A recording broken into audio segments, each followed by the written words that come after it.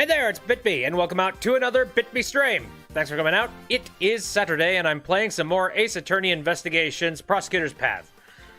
So what didn't happen the last time I played this? Like, seriously, I think that's the first thing we should start talking about. Last time we played, we had Kay, who fell off a 50-story building, supposedly. Now she has amnesia. Now they went back to the scene of the crime. There is now a murderer that has killed somebody there. Now they think Kay did it. And now, in defense of it, Miles is no longer a prosecutor. And now he's working with Ray Shields directly. Now they're going up to the building and realizing that, oh, hey, she didn't fall off a 50-story building. There's a hidden compartment in the freaking... There are so many different things that happened last time. So, I don't know. Want to jump back into the hot mess? I think I want to. Oh, also, we have a scientific investigator on our side now, apparently. So that should be interesting. Let's go ahead and jump over to that tab and begin. Continue. The Forgotten Turnabout. And I'll move over to the other headphones. April 5th, 7:06 p.m. Question marks? It's pretty dark down here. I can't see a thing. Watch your footing, Emma. Ouch! I think I hit my head. Okay, be careful not to slip. Take your time coming down. Okay. The light switch should be somewhere around here. Oh boy, I think I recognize that thing. This is... the hidden 51st floor. It is being used as a storeroom? We'll need to investigate it thoroughly. Interesting. Mr. Edgeworth, please tell me about the case! Right then, where should I begin? Fade to black, fade in a little bit later. I see. This is certainly a serious situation. Why does she look like she's having so much fun? Because serious situations is serious business, and she loves that business. Looks like you're at a bind, prosecutorial attorney Edgeworth.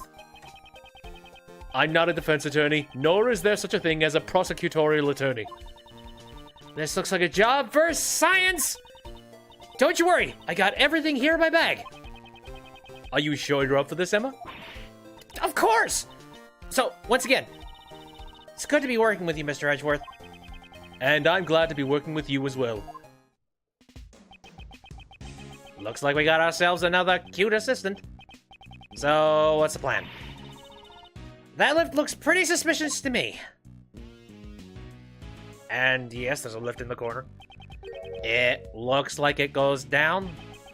I am curious as well, but first we should investigate this room. Okay, if you find out anything, be sure to tell Uncle Ray. And if I remember something, I'll let you know. Yes, please do. Emma? Roger! I'm ready to support! Well then, let's begin the investigation. A little bit of science mumbo-jumbo. Now I see what appears to be a bunch of masks on the wall. I wonder if that lines up with anything. Don't you think it's kind of creepy how all these masks are lined up in such a dark place? Emma, are you not good with horror movies? No way! Horror movies are so unscientific! So she's scared of them for the fact they aren't scientifically valid. I guess that's how her brain would work. You know, that's how it would crunch. I won't rest until I've inspected every suspicious looking nook. I don't really need to inspect any of this, but I guess I'll look at a few things. This mask is the mysterious global hero, Onyan Kapan. Why are you so surprised? Mr. Edgeworth, don't you know everything about this show is shrouded in mystery? From the production company to the broadcast times, even the merchandise is hard to find. Wouldn't that mean the company simply went bankrupt? Maybe. Is Captain Sapien? He's really popular in Europe. All the kids and even the adults dress up like him. I think the flower on his head would be a little too much. I don't know. What to be sure are these masks from? I'm not very familiar with it, but I believe it's called the Students of the Starry School. Each member of the class is a hero of justice. So I guess those red and white caps are a part of their school uniforms? And maybe the number of eye slits on their mask corresponds to their class rankings. See, the one on the left is ranked number 1, and the one on the right is number 2, and so on. Oh, I see. So that's how it works. If that's the case, the student with the lowest rank would have a mask full of holes. I guess we'll have to watch the show to find out. And this is just more of this thing. I thought maybe more flavor text would happen, but never mind. Let's go to the bottom. Oh, nope, these are obscured. When you think of the heroine from the Steel Samurai universe, she's the first to come to mind. Ah, that's right. I love the Pink Princess, too. Emma, you watch this kind of show? Yeah, of course. You like it, too, don't you, Mr. Edgeworth? No, I wouldn't go that far. Really? Since you had a Steel Samurai figure in your office, I thought for sure so even Emma has noticed it. Yeah, you're a fanboy, don't you forget it. The Steel Samurai, warrior of Neo-Old Tokyo, and the Nickel Samurai. The Nickel Samurai always seemed kind of smug by comparison. And his slender build doesn't look cool at all. I definitely prefer the Steel Samurai. It seems she has good taste. And then we have a missing hook. Various masks are placed here. There's even one of the Steel Samurai. Indeed, these are fairly high-quality replicas. Scientifically speaking, it's just a bunch of random masks. It certainly doesn't look like a hodgepodge collection of masks. Oh wait, it certainly does, though. This hook is, it looks like a hook to hang a mask from. I wonder what mask used to be here.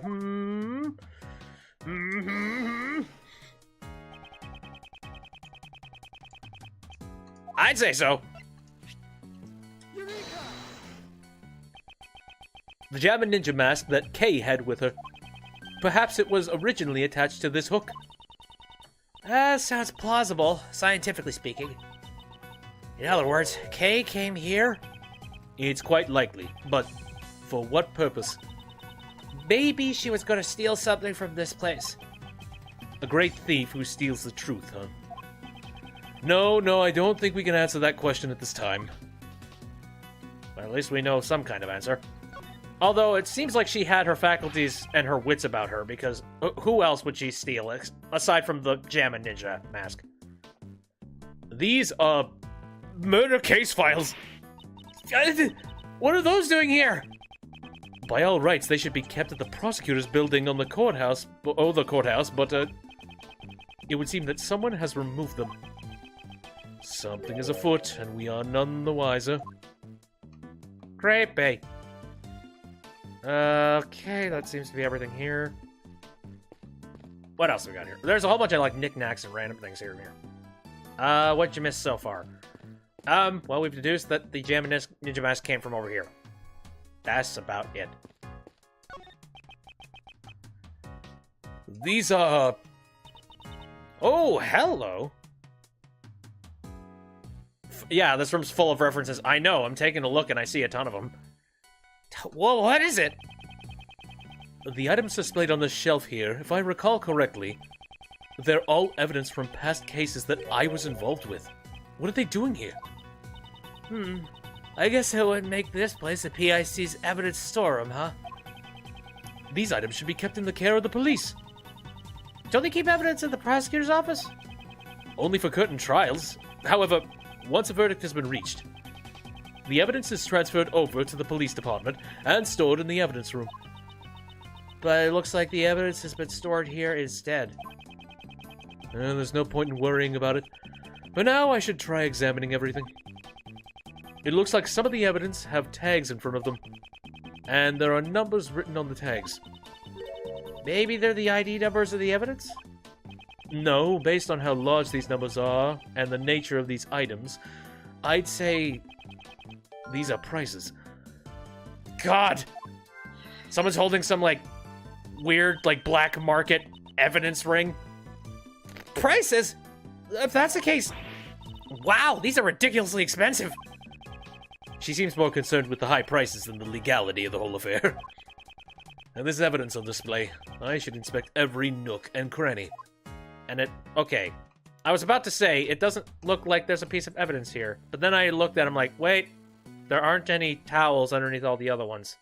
So, it's evidence. That's strange. Only this one spot is empty. But it still has a price tag, just like all the others. Indeed. Furthermore, there is a part of this cloth that is not covered in dust. Oh, wait. Holy shit. Now I get it. Perhaps something was placed here not so long ago. Ah, I see. Sure seems like it. But what could it have been? This star-shaped mark in the dust. I wonder. Could it be related to a certain piece of... I know. I want to look at all the other things.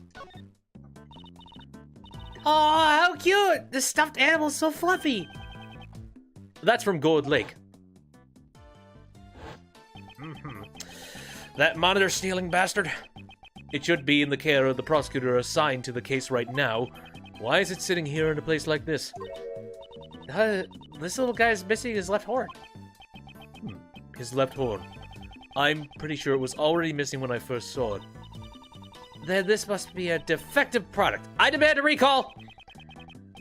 Now that I think about it, giving a broken toy to a country's president does sound strange.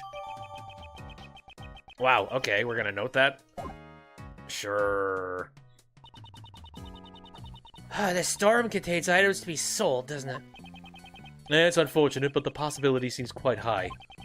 I suspect some nefarious individual has been selling evidence here. People actually pay for money for this stuff? Apparently some people do. The price tags are proof. Different strokes for different folks, I guess. Right, I want to look at some other stuff. Hello, Ninja Baby. Oh, what a cute doll! It looks just like the Steel Samurai. It's the Iron Infant, son of the Steel Samurai and the Pink Princess. A bastard child between a Mr. Butts and a horrifying old lady. He was destined to become a hero of justice from the moment of his birth.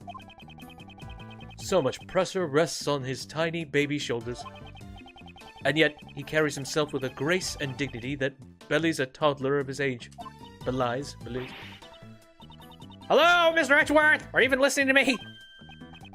No, of course I am. Yeah, right. I'm trying to remember where this was located.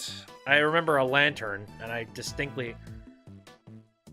Oh, I guess I'll figure that out. Oh, hey! Ink and lamp! Oh, right. The whole, like, fraudulent, the case from the, Ace Attorney investigations where they were making fake counterfeit money. Ink and a lamp. Both are evidence that I've handled before. Why is all this stuff here linked to you? Inked to you. Yes, Bobbly's ink. Many of the items here are objects that I've handled just a short while ago. But it's probably only a coincidence that they're all collected. No. I could understand 2 of your pieces of evidence happen to be here, but, like, all of them? A coincidence? I never thought I'd hear you say that word, Mr. Edgeworth. No matter how improbable, if it fits with facts, then we must accept it as the truth. Oh, wait, sorry, wrong voice. Accept it as the truth. Doop-de-doop-a-doo. Isn't that the same with science? Ha! We should discuss science in detail someday, Mr. Edgeworth. Right, and then we have the perfume. Oh, well, nah, we can't look at the ink. It's a small bottle. I've seen this piece of evidence before in the past. Is that all? Yes. What more did you want me to say? I need to make a memo. Note to self. Even the most boring objects sound like works of art when Mr. Edgeworth describes them. Don't read a memo like that out loud. I feel uncomfortable. This mannequin. I've got it. According to my scientific reasoning, this is something you encountered in one of your past cases, right? No, it's not. This is the first time I've seen this mannequin. It seems completely unrelated to the other objects in this room. There's no price tag in front of this mannequin, either. So then, why is it here? Maybe it used to hold something, like some kind of a... I don't know, a piece of costume, maybe? Alright. Let's make a deduction.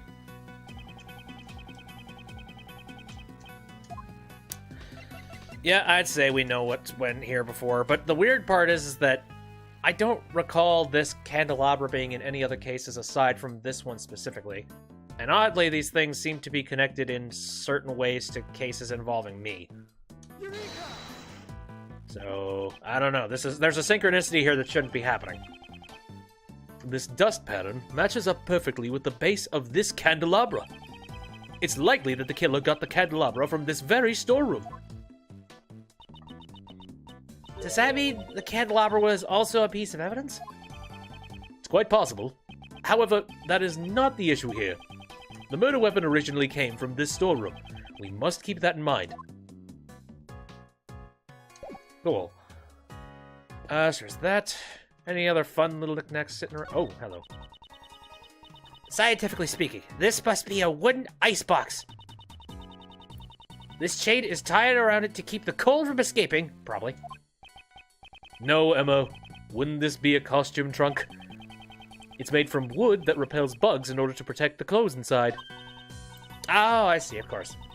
That's another possible theory. If her clothes are stored in a cold place, it would be nice and cool to wear in the summer. I guess she's sticking to her icebox theory.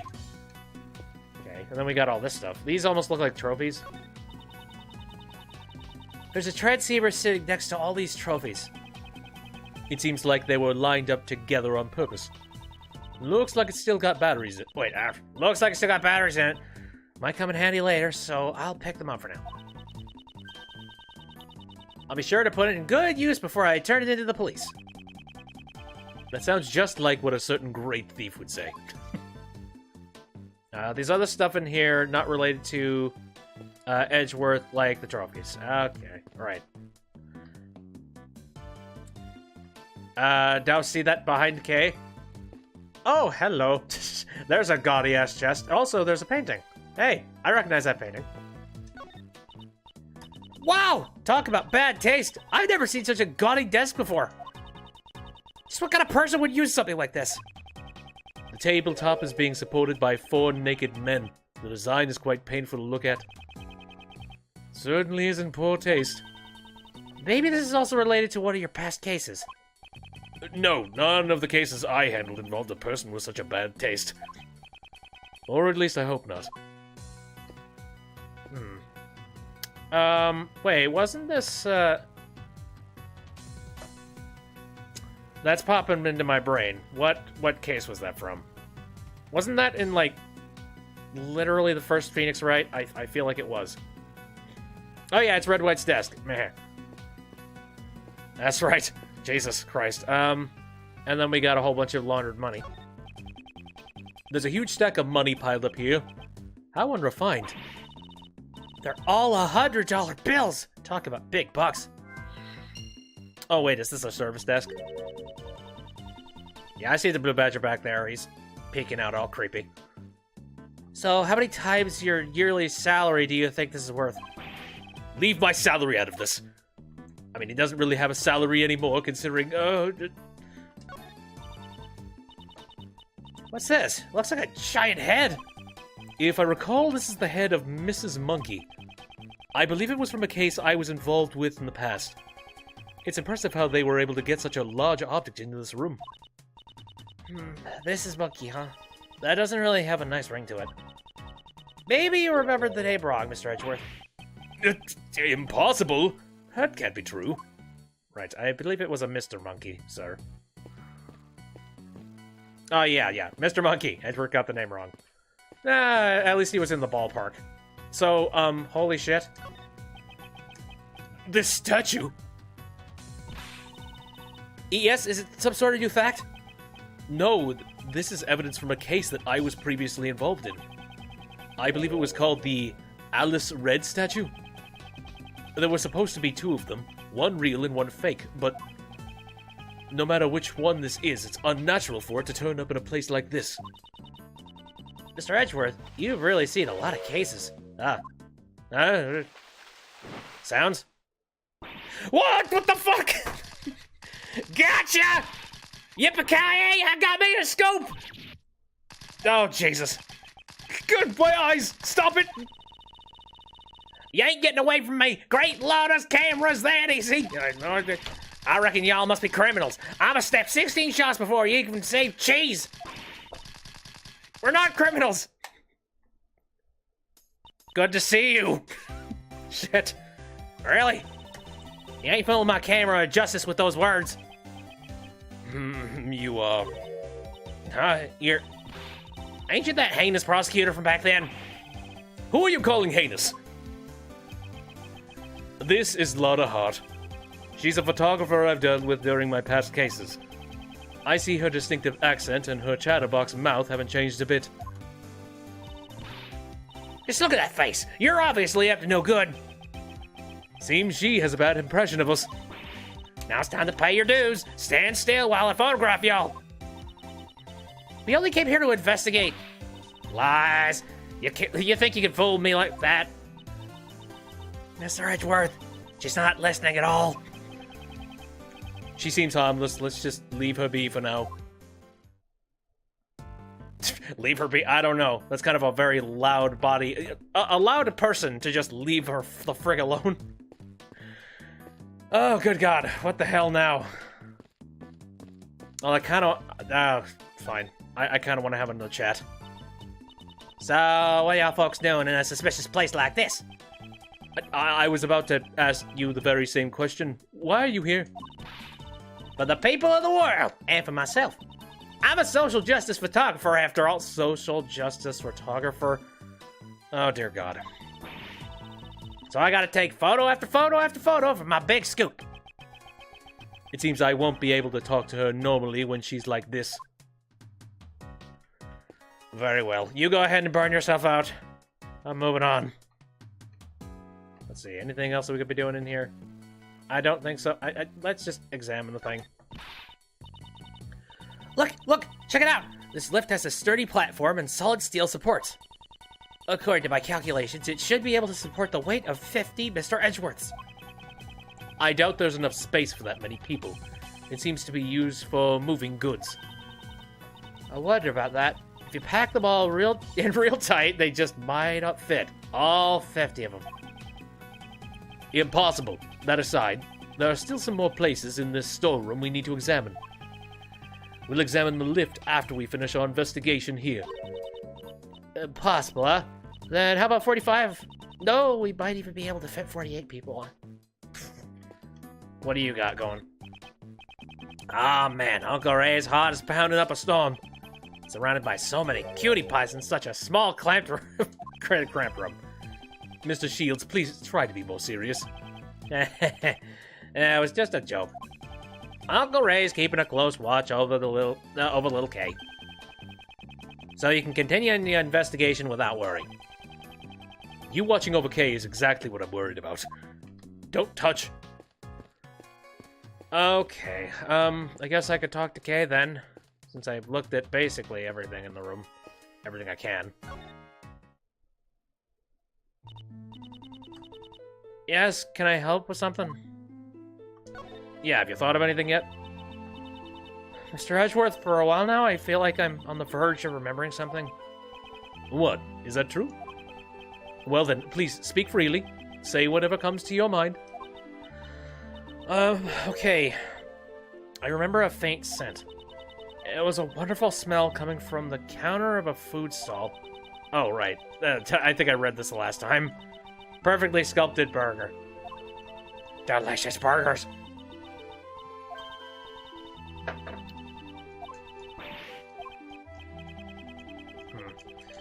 So you have remembered nothing with that. Anything involved with you personally? It doesn't look like this is new. Nope.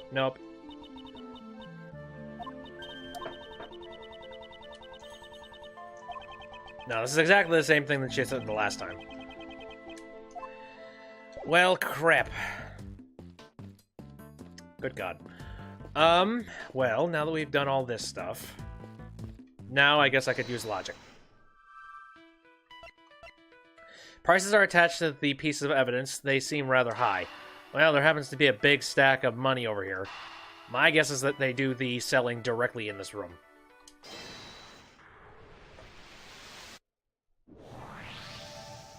That seems logical enough.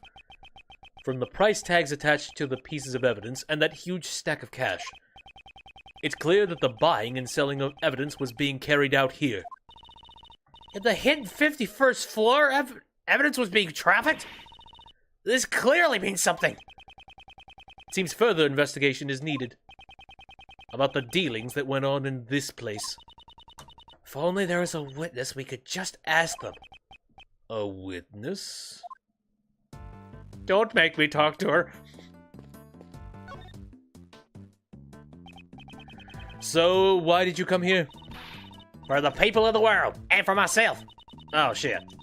No, this is the same thing.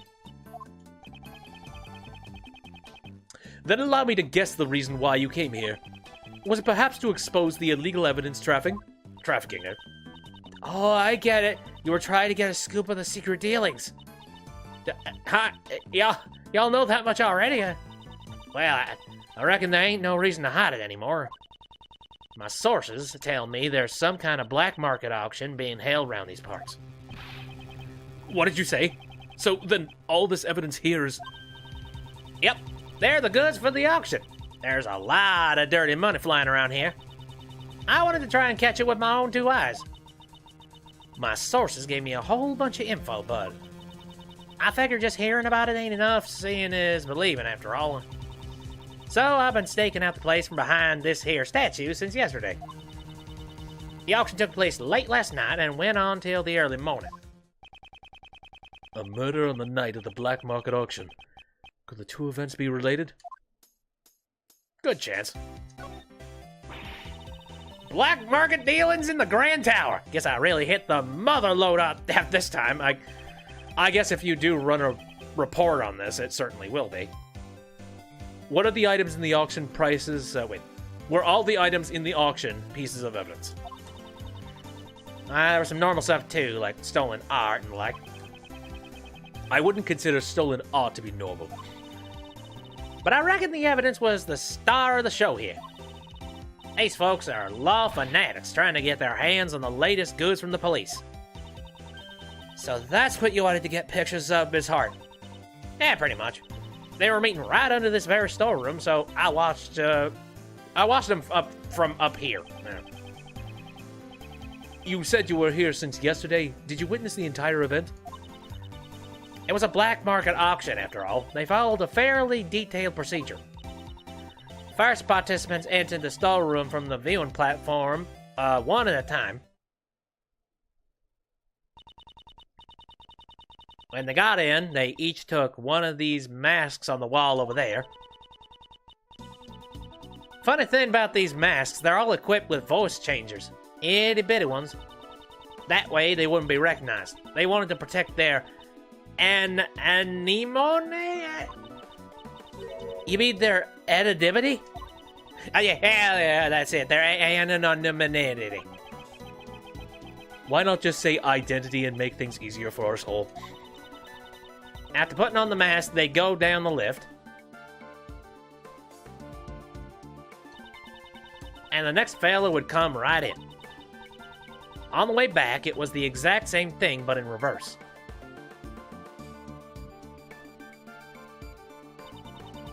They'd come up one by one, return the mask, and head up out of the storeroom. So I'm just wondering, why would Kay be here for something like this? Wow, that's pretty thorough. How many participants were there? 11 people altogether. I counted each of them as they made their way down. Did you see any faces, or were they still in, like, pure darkness?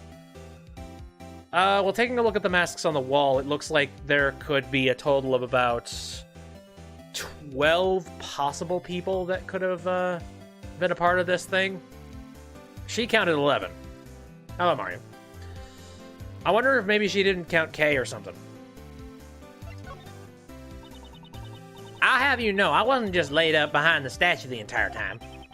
Then where were you in the beginning? The beginning, well, don't you worry yourself about that here. What are you hiding? So she was hiding behind the statue the entire time. I watched the folks coming in while lurking in the shadows. All secret agent like. Secret agent, man. Actually, no, it's more like a secret agent, ma'am. Note to self, secret agents like to lurk in the shadows. And then they use that lift over there to get down to the auction site. After they all went down, I watched the whole thing from the lift. Did that lift stay down the entire time? Nah, it comes back up. But there's a tiny gap in the floor there. There's a bit of space between the floor and the lift platform, you see. So I could see just about everything that was going on down there. Then, did you see the person who was conducting the auction? Yeah, you betcha I did. What kind of story would this be if I didn't know who the conductor was? The conductor, huh? Seems I'll need to ask her for more details. Oh, yes, please. More of the saucy gossip. Do you have any more information about the so-called conductor? Lotta is a stain on this game. What? How so? You know, I came here to get me a scoop. What makes you think I'll give up my info to you all willy-nilly? Basically, what you're saying is, you don't know. You hate Lotta. I kind of hate Lotta, but also she's not as obnoxious as Old Bag. I'll give her that.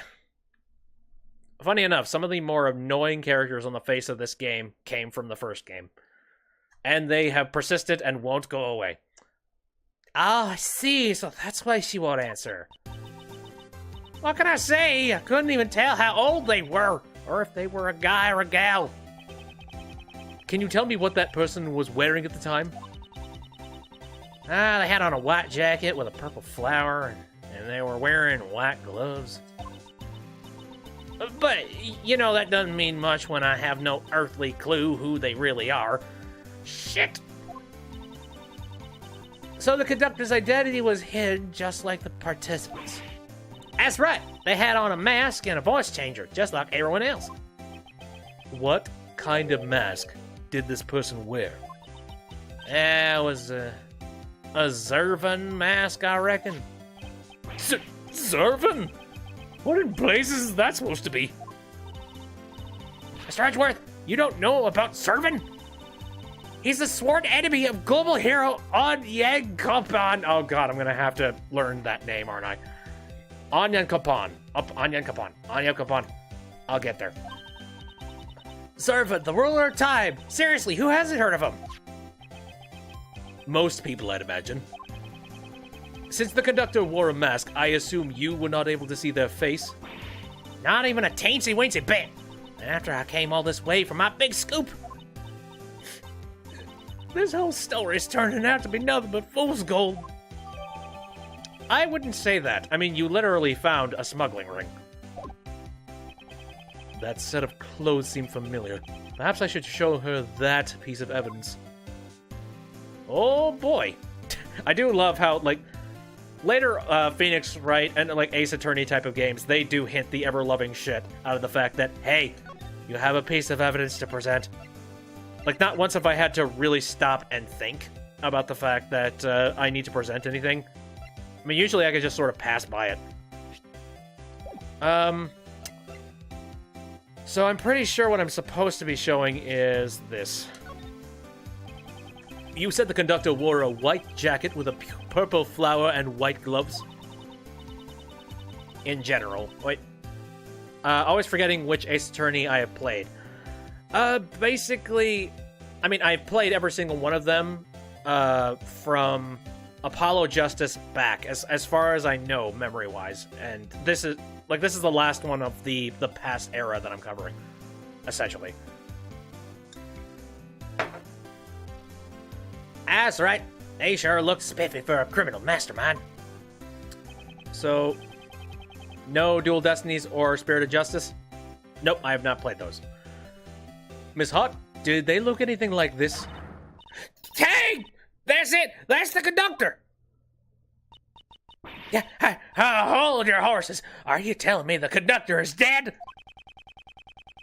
She is the victim of a case we are investigating. Her name is Jill Crane. Have you heard of her? Can't say that I have. So, she was a lady, huh? What kind of gal dresses like that? She gets her kicks by fooling me into thinking she's a guy. I doubt that her intention was to deceive you. Ah, that would explain why she is wearing such a particular coat with the buttons on the opposite side. To trick you into thinking it was a man underneath that nice spiffy suit. Setting that aside, we have established something of major importance. The victim was the conductor of the black market auction. See. So the conductor was killed. Then that might explain... Explain what, Miss Hart? No. It's nothing, honest. Miss Hart, you clearly sounded suspicious just now. And I'm telling you, I ain't. Can't be ya. Sorry, were you trying to say something? No, I ain't said nothing. Please don't be like that. Just tell us. Oh, good God. Emma looks very dejected in this particular frame of her. How many times do I gotta tell y'all? I'm a journalist. Information is what pays the bills. I can't just go around spouting everything I know. I've already said too much. I got nothing left to say to y'all. What if I found some fingerprints for you? What good would that do me? I don't want none of your dusty old prints. Why don't you two follow my example and do some investigating of your own? I guess you won't tell us anything. Not to worry, Emma. Just leave it to me. I have a certain method of drawing out information from those who wish to hide it. If my opponent's lips are sealed, I will be the one to unseal them. Let us begin. Oh boy. I feel like she's not going to be playing fair in this fun game of chess. First, let's analyze my opponent's demeanor. I ain't telling you nothing, so quit wasting my time. She seems rather impatient, as if she's trying to cut off the conversation. I must be careful with my time. I won't have long to consider my responses. I'm almost certain that she's hiding something from me. That's where I'll begin my attack. Now, time for the first move.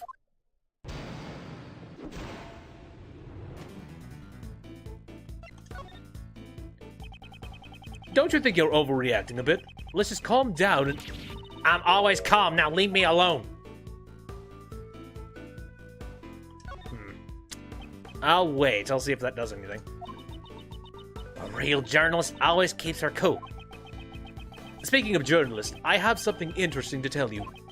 A few days ago, I met another self-proclaimed journalist. She spoke with an accent quite similar to your own. She spoke like me. Then maybe it was... Yes, we're a student. Nicole Swift. She had a distinct way of speaking, one very much like your own. Furthermore, she said that she had a mentor. Could she have been referring to you? I don't know where we're going with this, but okay. Oh, so you know Nicole? Well, ain't that a fun little coincidence? Where'd y'all meet? But wait. No! Stop trying to get me to spill the beans! That was a close call. It seems that she lets down her guard when she talks about Miss Swift. This could be a useful clue. I want you to tell me everything that you know, right now. No way, Jose. I ain't spilling my guts to someone I have no connections with. Perhaps I should use that clue. I mean, this is really shoddy connections, but sure. You say I have no connection with you, Miss Hart. But don't we have a mutual acquaintance with your apprentice? And also, haven't you been in, like, tens and thousands of different cases I've worked on? I think we know each other. Oh, well, that's it.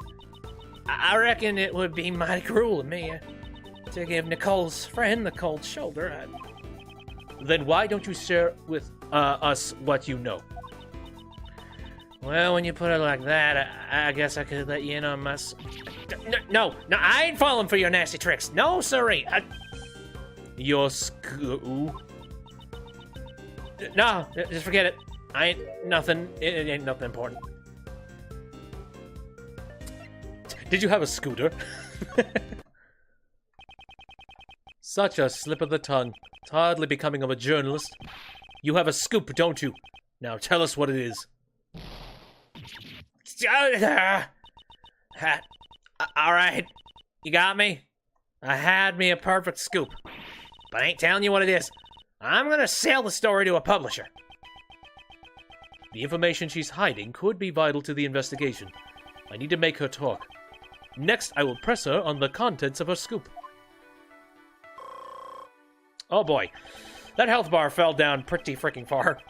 To be fair, I wasn't going very far in the menus and I was actually reading the silly bits.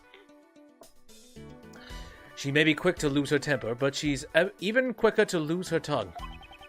She's not a difficult opponent. Now to extract the information I need. Does your story pertain to an incident of some kind? Well, maybe it does, and maybe it doesn't. That's hardly a clear answer. Why are you always hollering at me? I ain't done nothing wrong. I just snuck in to do some investigative reporting. That's breaking and entering, ma'am. You've done the exact opposite of doing something, doing nothing wrong.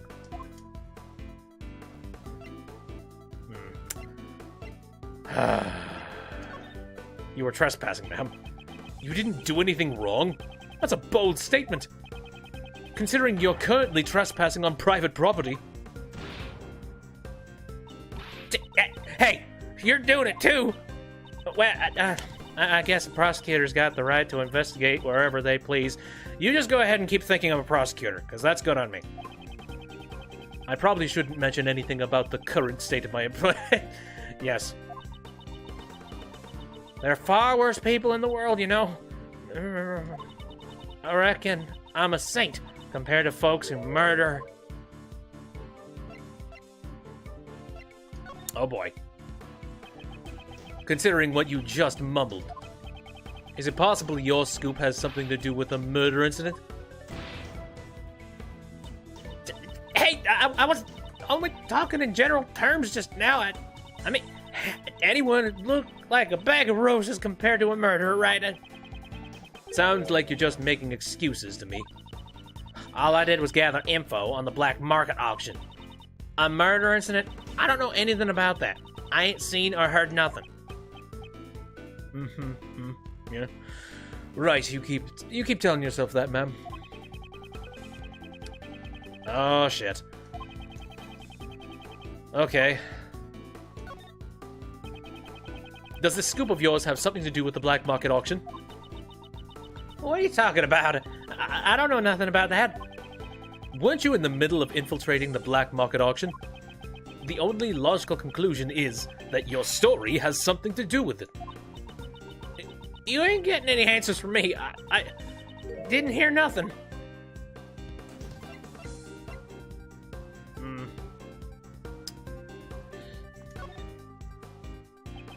You didn't hear what exactly?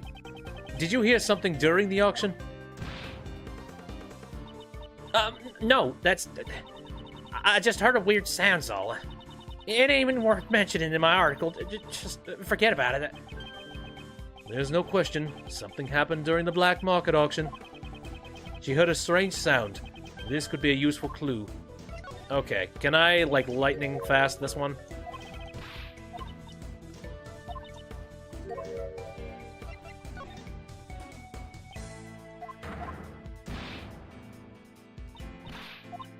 Alright. Far worse people. Murder incident? I don't know if I have enough health to do this, but...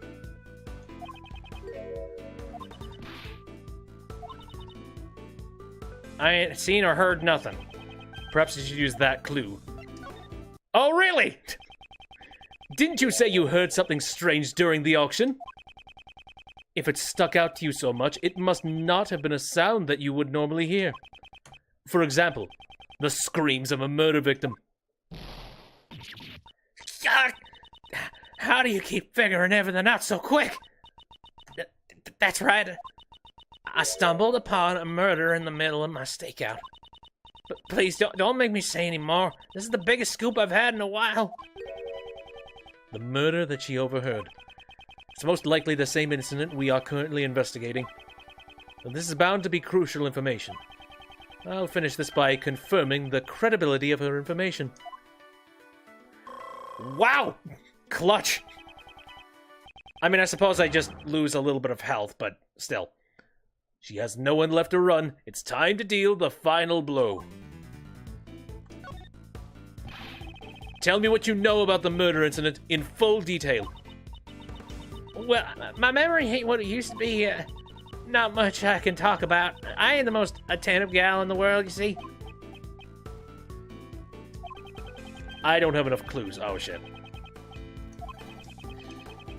Attentive, eh? Okay. Tell me the truth. I know you're still hiding something from me. I ain't hiding nothing from nobody. I already done told you everything I know. Oh, shit. Wow. So, roadblock on the first two. What about the third one? Oh, fuck me! I thought I would start at the second one. Did you really stumble upon a murder? You calling me a liar? Them's fighting words. It's a fight you'll get. Haven't you realized it yet? I have you cornered. Oh, shit. I was supposed to say quiet there, wasn't I? Okay, alright. Miss Hart is getting increasingly impatient, as if she's trying to cut off the conversation. Right, gotta be careful.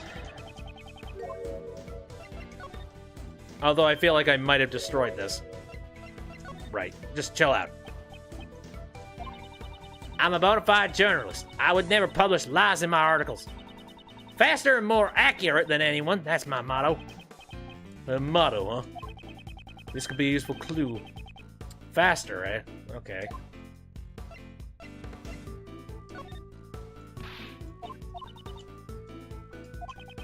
Perhaps I should use that clue. I'd hardly expect a bona fide journalist to be so inattentive. Didn't you just say your motto was to be faster and more accurate than anyone? Well, that's it. As I expected, the credibility of your information is suspect. But I know what I heard. I even got proof. Oh, hello. You have proof. How is that possible? Explain yourself at once. Well, I mean, she's got the camera. That's her shtick. I got me some evidence. What? You heard that? Well, I was just talking to myself. Y'all go on and pay no mind to it. Seems that she's still hiding something. This is an important clue. I'll need to use it effectively. Are you still hiding something? I ain't hiding nothing but nobody. Oh, yeah? I don't know how this is supposed to crack it. I mean, really? Just going through the exact mantra of human psychology and then eventually being able to convince them otherwise? I guess if you are a psychiatrist or something to that degree, you could meddle with someone. Isn't there something you haven't told me yet? You have evidence regarding the incident you witnessed. Something definitive enough to publish in an article.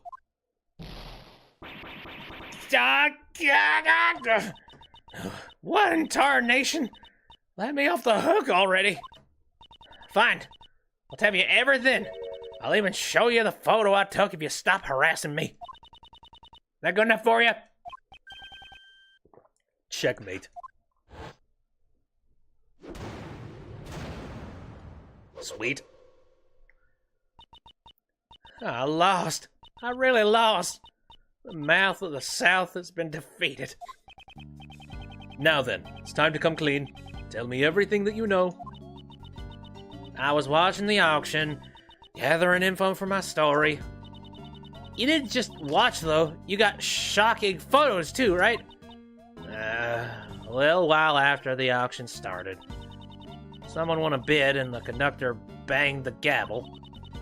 Someone hollered, "We'll finish the deal upstairs," or something like that. That ain't good, I thought to myself as I hurried back to hide behind the statue. Did you see whoever came up? Not quite, but I reckon the feller that came up was the winner of the bid. I could smell the buttery aroma of big, fat wads of cash. Buttery aroma. I can't imagine that at all. Okay. Buttery aroma. Who would fit that description? I'm trying to think back, man, like, who would be seedy enough that they would buy stolen evidence and they would have a buttery aroma about them? I reckon this room is where the bidders ponied up the dough for their purchases. The two of them talked for a while. Wait, there was a second person in the storeroom? You betcha. I reckon it was the conductor. And then out of nowhere, one of them starts screaming. I almost scared my britches off. I rolled myself up into a ball and kept on laying low. So you witnessed the murder? Well, I wouldn't say that I witnessed it, but I definitely heard it, though. Did you try to stop them? Just stop right there. That ain't even funny. What's a dainty little thing like me gonna do? Dainty? I don't know. I feel like you could probably fight, Oh, I'm trying to think. What's big and burly in Texas? A horse? There we go, a horse. After that, I heard me some rustling and bustling. The whole time I was really regretting coming here. Something fierce. Well, yeah, that makes sense. I mean, but nothing gets in the way of Lotta Hart and her photos. This is my big scoop. Ain't no way I was gonna let it slip away. Did you take a picture of the scuffle? A bit later, I heard this loud thud. I figured it was my last chance to snap a photo from behind the statue. Well then, would you please show us the photo?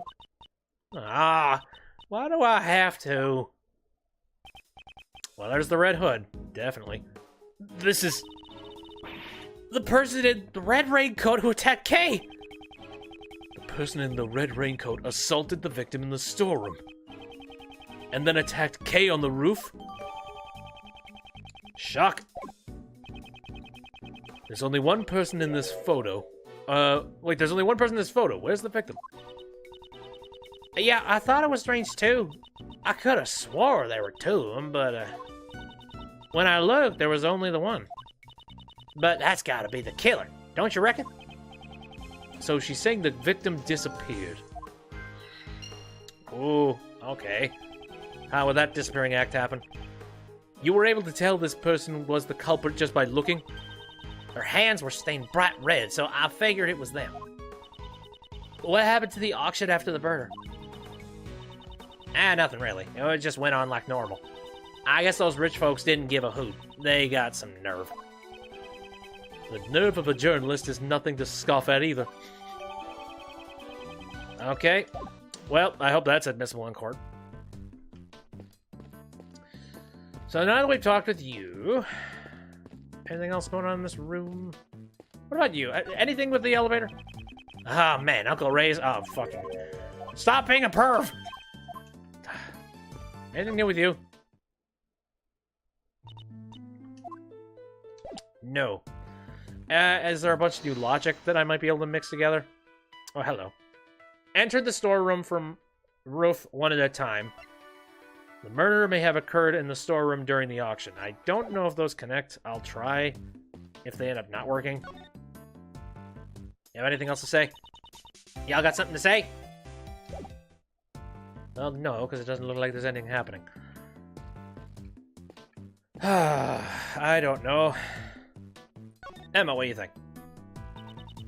Ask me anything you want. Since Kay's the suspect, I can't just stay silent. I feel the same way. For now, we should calm down and search for clues. Though, after thinking it through scientifically, I've come up with an even better plan. I'll just give Kay an extremely powerful electric shock to her head. And see if that'll jumpstart her memories. Well, that seems a bit, no, quite dangerous. I would prefer to go with my proposal to calm down and investigate this room. Is that so? But in science, a bit of danger always comes with the territory. It's not exactly what you would call a bit of danger. I came back here for a while as my teacher's translator, but normally I study in Europe. That's right, to become a super forensic scientist. That's admirable. Endeavoring to learn is the duty of a student. Yes! In order to excel in both academics and athletics, I have even taken up sports. For example, the competitions they have during sports day. Oh, I wonder what sort of competitions she's referring to. Unlike America, Europe has extremely tough, manly sports, and... well, I'm sure you've heard of the War of the Eyeglasses. What? I've never heard of it before in my life. Same here, what the fuck? Okay, so you got nothing going on, you got nothing going on. I'd have to make the guess that these two could probably connect, unless I missed something in the room. Which I might have. But, enter the storeroom from, room 1 at a... okay, enter the storeroom from, 1 at a time. Exited the same way. The murder may have occurred in the storeroom during the auction. I don't really know how those would connect. They're both the storeroom? We'll see. If we assume that the murder took place in this storeroom, then we must conclude that the body was here as well. Isn't that pretty obvious? Do you remember how the participants left the auction? Of course, they passed through the storeroom on the way back from the auction. Exactly. The culprit had to hide the body so that the participants wouldn't discover it. The real question is, where was the body hidden? Oh boy. Emma! Luminol!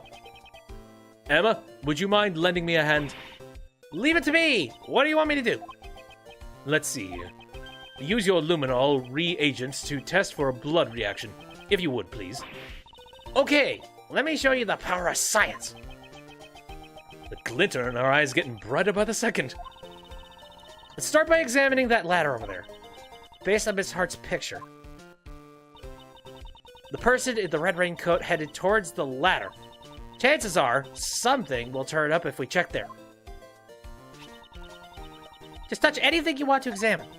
If we do that, you'll be able to spray the luminol reagent at it. Very neat. If there's a blood stain on the spot where you sprayed, you'll get a reaction like this. Even so, no matter how many times I see blood stains, they're always so gruesome. There's a blood reaction here, but it's kind of faint. Let's spray it with luminol 2 or 3 more times, so it'll be nice and clear. You can see it clearly now. It looks even more gruesome than before. Do you understand how to look for bloodstains now? There are probably a few more bloodstains here, so why don't you give it a try, Mr. Edgeworth? Oh, certainly. Tap, tap, click, spray, spray, spray. Okay, yes, it looks like he was attempting to try and avoid using the, you know... just, he used the size of the ladder and not necessarily... I wonder, wait a minute, why is there a stain of blood, like, so low on the ladder? Unless I'm not looking... No, I'm looking at that right. That's weird. Why would you grip the ladder from there? Whatever. Let's search the rest of the storeroom for bloodstains just like that.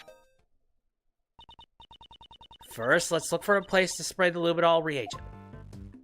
Okay, cool.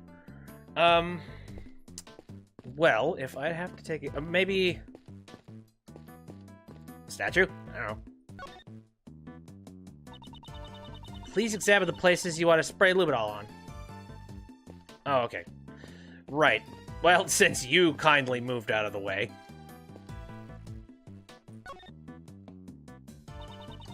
Oh, examine. Okay, I have to examine them first. You want to examine this spot? Let's spray luminol on every suspicious-looking nook and cranny. Oh, hello. Got it. It's not a whole lot of blood. Mr. Edgeworth, there's a reaction! It's a blood stain! But why in a place like this? Perhaps this was where the murder took place. It looks like some of the blood dropped down to the floor below. Gruesome.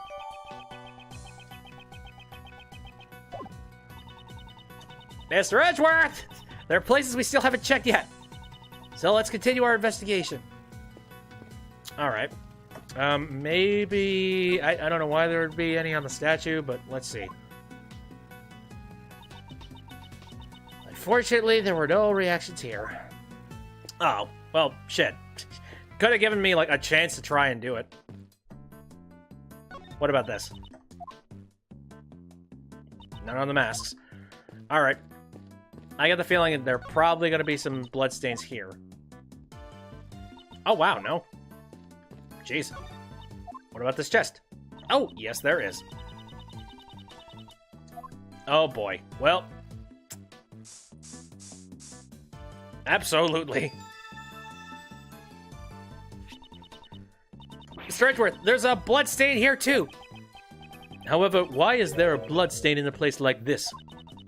Maybe something that had blood on it was stored inside. Like a body? Looks like we found all the bloodstains in the storeroom. It seems we have investigated the storeroom sufficiently. Well, now that we know that information, where was the body hidden? Bloodstain and costume trunk. That seems appropriate. The reason why we found a bloodstain in the costume trunk is because the murderer hid the body in that box. I wonder who won the bid for it. The trunk, I mean. That I don't know.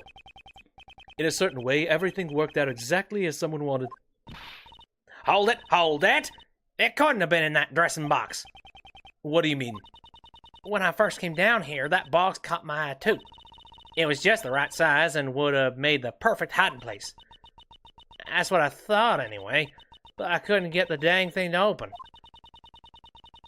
It had been wrapped up real tight with a lock chain. The murder happened after that, so hiding a body in there would have been possible, you know. A chain wrapped around it?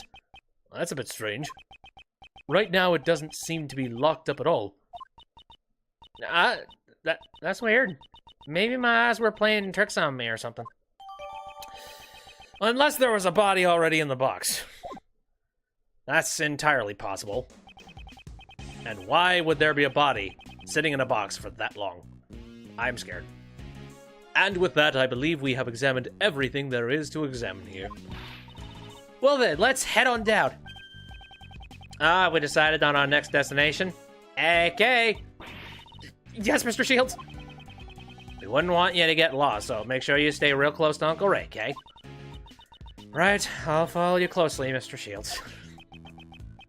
These two, since when did they get along like that? Since she forgot who he was.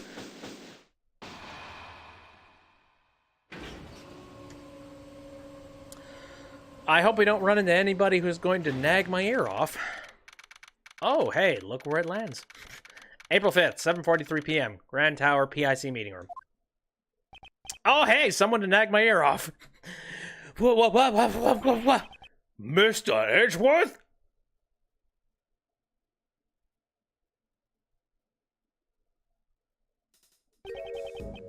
This place is this the auction hall?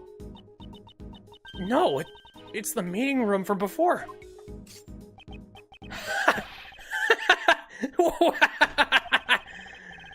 How nice of you to drop in, Kate Faraday. How nice. You've got some guts. Hey, you guys, arrest her! Arrest her! Wait, Kay is... As for the rest of the riffraff, just show them out the door. Taking pictures all the way to the end. This is tyranny! Yeah, it's tyranny, pal. Someone stop it. Miles, this is kinda bad. The light of justice shines above me. Ow! Good. Shoot! Why? Me too. Oh, that's strange. I was aiming for that weak ex-prosecutor. You were clearly aiming at me. Maybe something got in my way. Particularly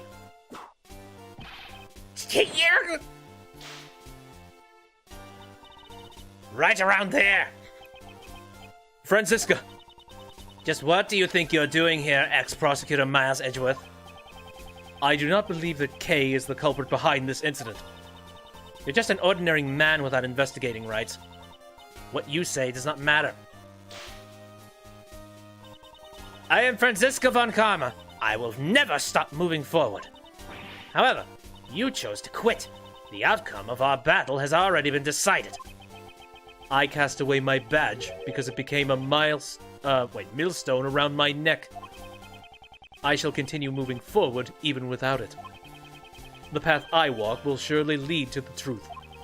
My actions are driven by that belief, and that is something which will never change.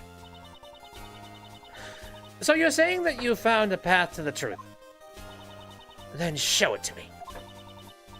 But if that path proves to be a foolish one, it will not survive my whip. Oh dear. I could potentially become whip mincemeat.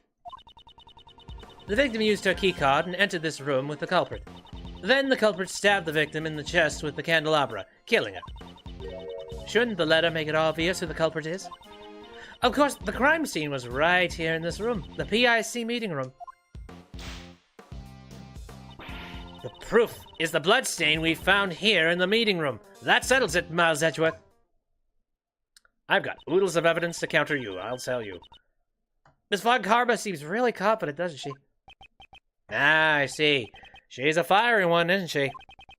I don't mind a feisty cutie. So, how about an introductory... How repulsive. Well, Miles Edgeworth, can you break my logic? If you truly have no intention of stopping here, prove it to me with evidence. Very well. I'll show you, Franziska. The evidence that paves my path. I've got enough evidence to pave an entire city street. But first... save time.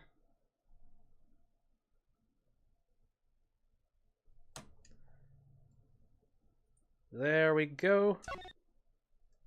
And... done. Right, the victim used her keycard and entered the room with the company. Was there nothing suspicious about the security system? The meeting room security is perfect, much like my logic.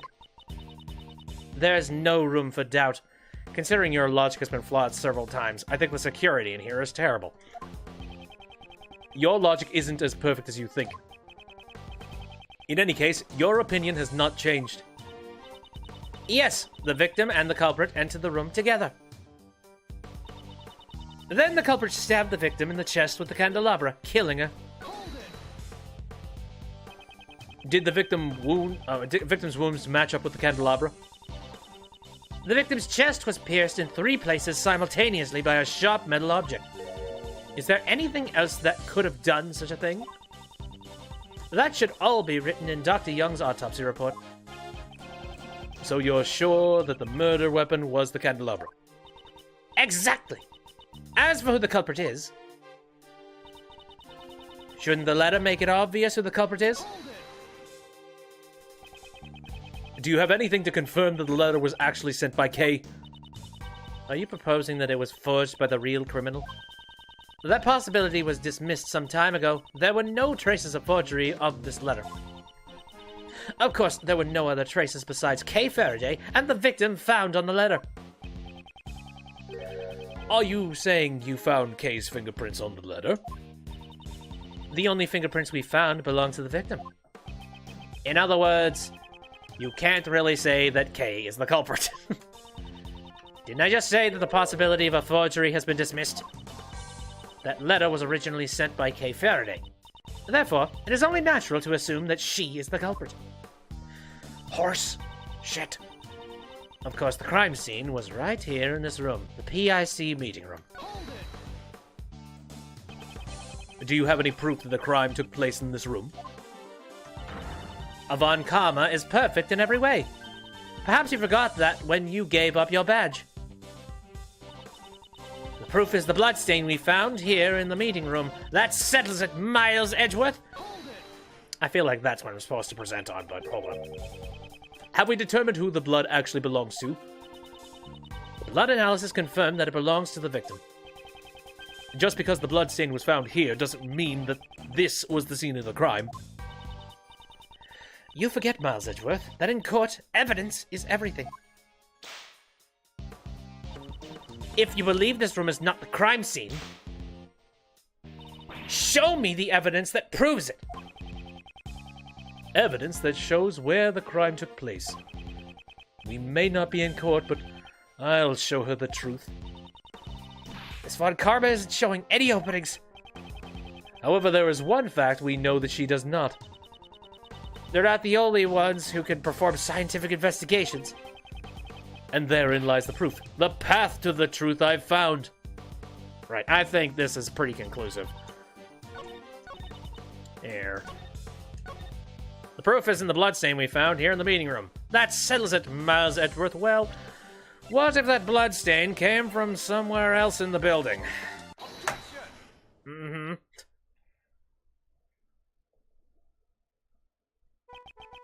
If memory serves me correctly, the blood in the meeting room was found in front of the statue of Lady Justice, was it not? To murder someone before Lady Justice, the culprit knows no fear. I wonder about that. Have a look at this piece of evidence.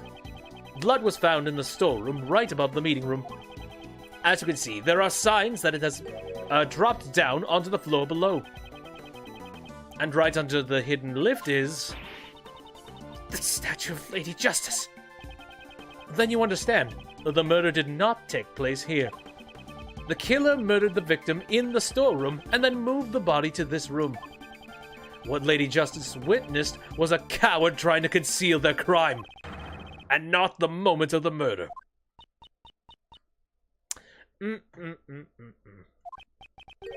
She's smiling? What does that mean? Yeah, pardon me, I just remembered a conversation quite similar to this one. As I expected, Miles Edgeworth. Such naivete couldn't possibly be an act. Just how is Mr. Edgeworth naive?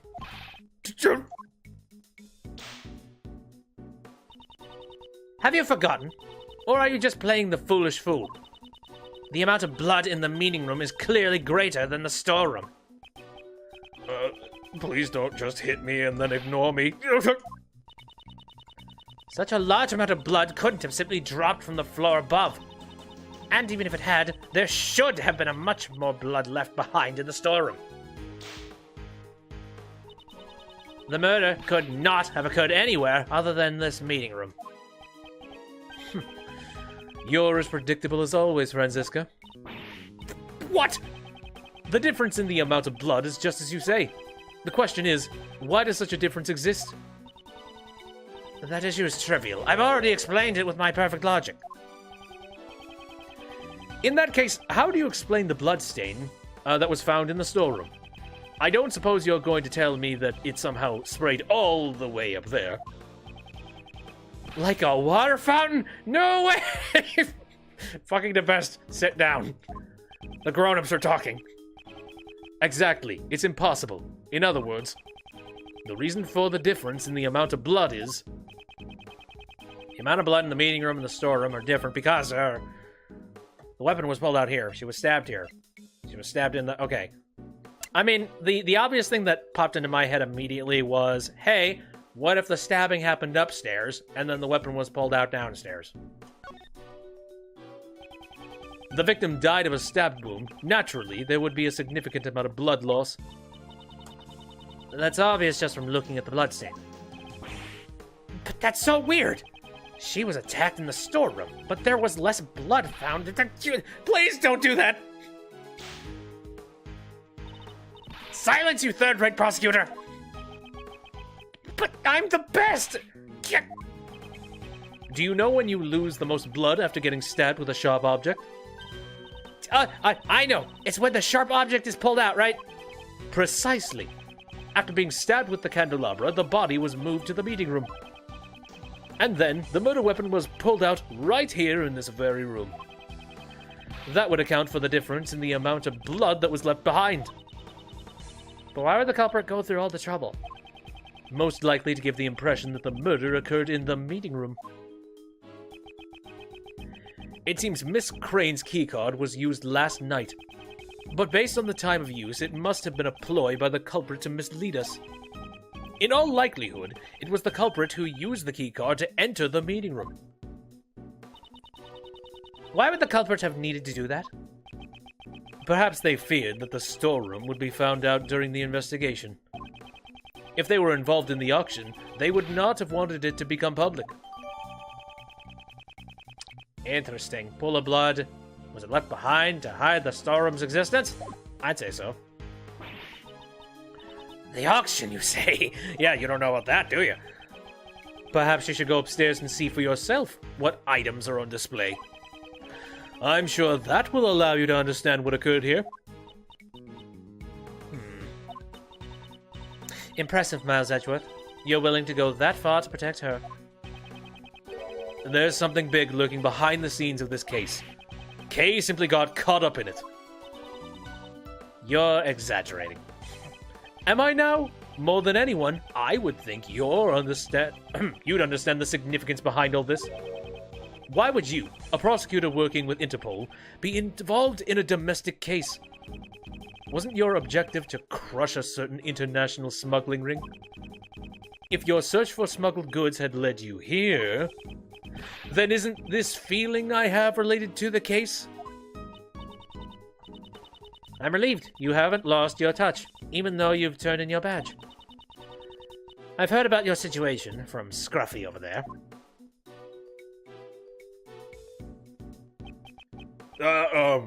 Sorry, sir. I just wanted to help out somehow.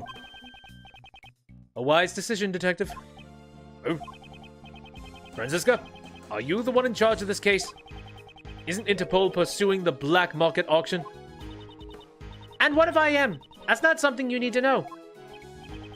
So you knew about all this from the very beginning? You knew that black market auction was being held right here.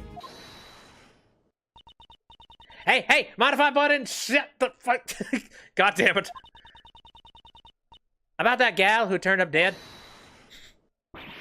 You! Hey, I ain't done talking. You ain't changed a lick. This case doesn't need even a fragment of your faulty testimony. What are you saying? I'm a bona fide journal. Wow. Back then, you gave false testimony. Miss Von Karma seems to really dislike Lotta. Most people do. I can't say she's fond of her. Ain't that green gal one of them PIC members? She's the splitting image of the conductor. I reckon she's... She hit me! She hit me again! What is the meaning of this? Answer me, Miles Edgeworth. From Miss Hart's testimony, we obtained a description of what the conductor was wearing, and it matches what the victim, Jill Crane, was wearing. You mean to say the one who was murdered was the conductor? Yeah, I don't know if Franziska's ready to just blindly agree to that. Miss Von Karma, maybe you should calm down. It would seem that a new fact has just been brought to light. Indeed, I came here to in pursuit of the black market auction in order to arrest the organizer of the event. In other words, the conductor. If we believe Miss Hart's testimony, then the conductor is already dead. Wouldn't this mean that your investigation has ended in vain? That's right. However, I swear on my name that I will not return empty-handed. I challenge you, Miles Edgeworth. A challenge is fine, but why is she readying her whip like she's out for a victim of her own? Shit. Again, I don't want to be mincemeat. I will concede your argument. The murder occurred in the storeroom, correct? That would mean the culprit is someone who participated in the auction. If that photograph is correct, the victim was the conductor, and the culprit was a customer. the culprit waited for the victim in the storeroom, where the goods were delivered. Then, they stabbed the victim in the chest with the candelabra in the storeroom. That is all. I trust you have no objections. Unfortunately, that is not the case, because there is a hole in your testimony. As expected of Mr. Edgeworth, I didn't notice anything at all. I kinda didn't either. Well then, please, settle this with one blow. Yes, of course. Watch as I crush her logic. Maybe if I work through this. First off, let's save the daily.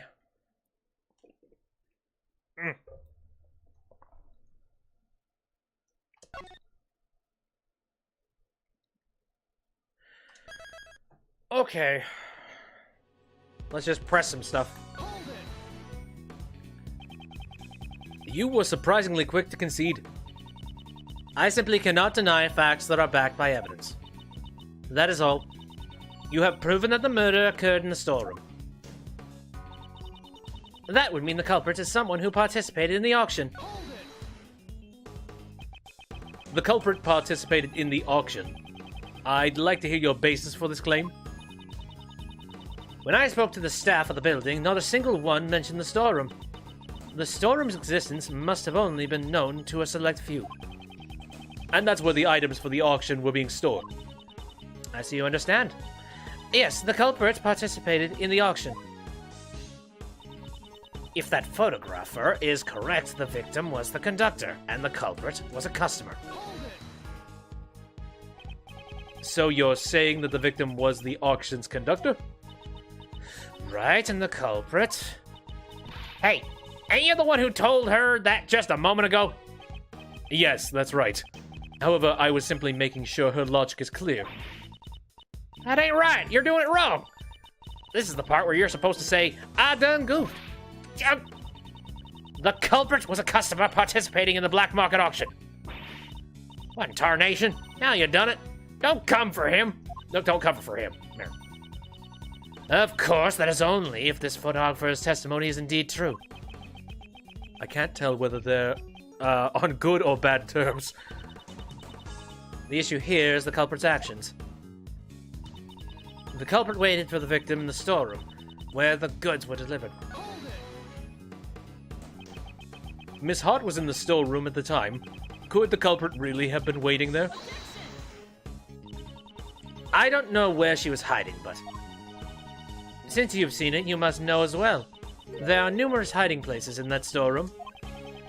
So the culprit was hiding while they waited for the victim to arrive? I believe the crime occurred after the auction ended. After all, the victim was the organizer of the auction, the conductor. During the auction, the organizer would have to be in front of the customers the entire time. After the auction ended? Please, add that statement to your testimony. I believe the crime occurred after the auction ended. The victim was killed after the auction ended. Are you certain of that? The victim was the conductor. That is the only possibility. Without the conductor, the auction couldn't have been held. The auction couldn't have been held. Something seems odd in this testimony. Then they stabbed the victim in the chest with the candelabra in the storeroom. The candelabra in the storeroom? How do you know that? If the murder weapon had been prepared in advance, the victim's chest would have been stabbed with something completely different. Based on the culprit's actions, it's clear where the murder weapon came from. There were signs suggesting that the candelabra was once placed in the storeroom, too. The items in the The items in the storeroom were intended to be sold as goods in the auction. Although where the murder weapon was procured from is not the main issue here. At first glance, her logic seems to hold up, but something just doesn't feel quite right. I'll need to draw out more information. Oh, I think I already know what I'm doing here. I believe the crime occurred after the auction ended. And the thing that I think contradicts that is the fact that we ended up finding the costume trunk. That was, yeah, the blood was found in it, killer hid the victim in the box, and it was locked tight. But it was locked so tight, so clearly the victim had to have been in there for a while. Uh-oh. Doesn't your testimony contradict with this piece of evidence? You would do well to think things over yourself before questioning others. And for your record, my answer is 9! Oh, shit. What are you doing, Miles? You're turning Franny Pie into 50 Shades of Rage. Before that whip hits you, you should hurry up and yowza! Foolish words will only result in 50 Shades of Pain. Well, she's got the whip, so it definitely works. I should settle this before Mr. Shields end up as 50 Shades of Maimed. Oh, piss. Okay. Well, I'm sure that this is what I'm supposed to be presenting on. I believe the crime occurred after the auction ended. Maybe I'm thinking too forward. Maybe, like, this comes up a little bit later. After the auction ended. Well, what would prove the exact opposite? What was the testimony for this? The black market auction was being held in Grand Tower. Items up for option were 11 people attended the event.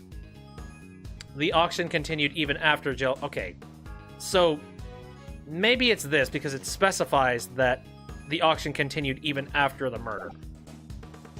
Maybe. Okay, good. Yeah, I think I thought a little bit too far ahead. Which can happen. As I thought. You are one step behind. What did you say? The victim was not the conductor. And I have proof. Miss Hart's testimony. That photographer's testimony is not trustworthy. What are y'all saying? I'm a bona fide journal. Ow! Cease your idle chatter. Ow! Chill out. Franziska, calm down and listen. Miss Hart witnessed a part of the murder. The main point here is that after witnessing the murder, she says the auction continued. That's right. Sure as can be. They all just kept going on shamelessly. Do you think the auction could have continued without someone conducting it? If the victim was not the conductor, the person killed must have been a customer. No! As I said from the beginning, Kay is not the culprit. After all, she herself was attacked by someone and lost consciousness. In which case, that would also make her a victim. If the auction continued after the incident occurred. Yes, and the victim was not the conductor, but a customer. Uh-oh. Hello, Goddess of Law. That's enough. That voice?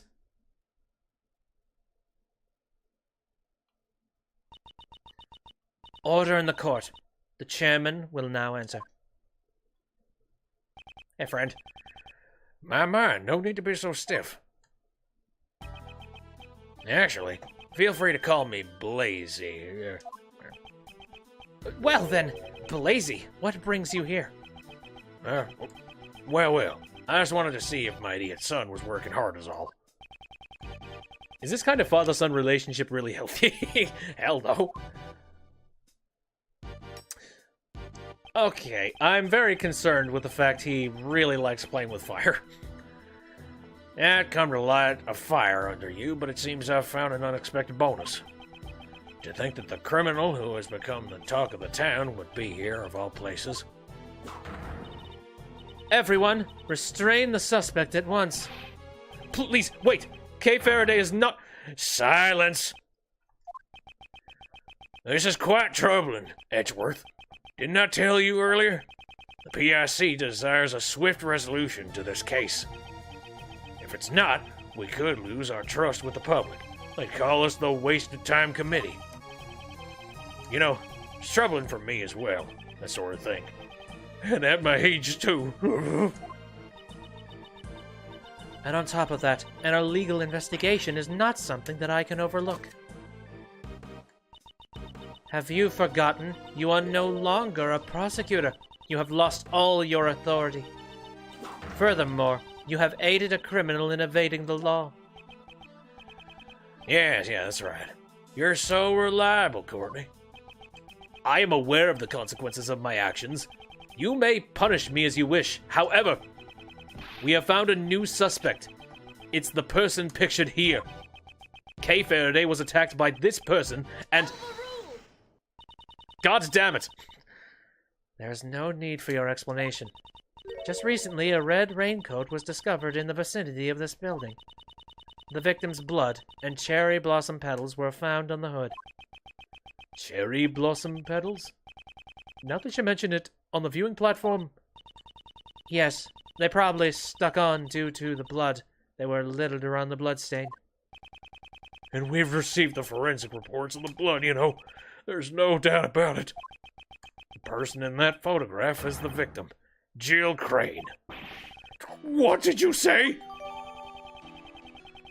Oh dear.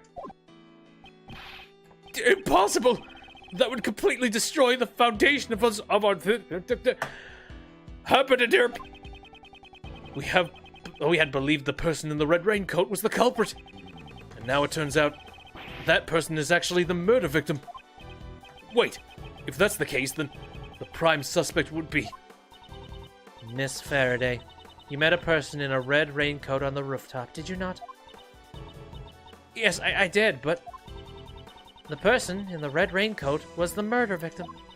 And Kay Faraday came into contact with that person. Since one of the parties is now dead, what happens next should be clear. What happened next will blow your mind. Kay was attacked by that person. As the victim, it would be impossible for her to be the culprit. There is no evidence she was attacked, is there? Furthermore, we must consider the possibility that the victim fought back. It's far too early to come to that conclusion. Kay is not the criminal.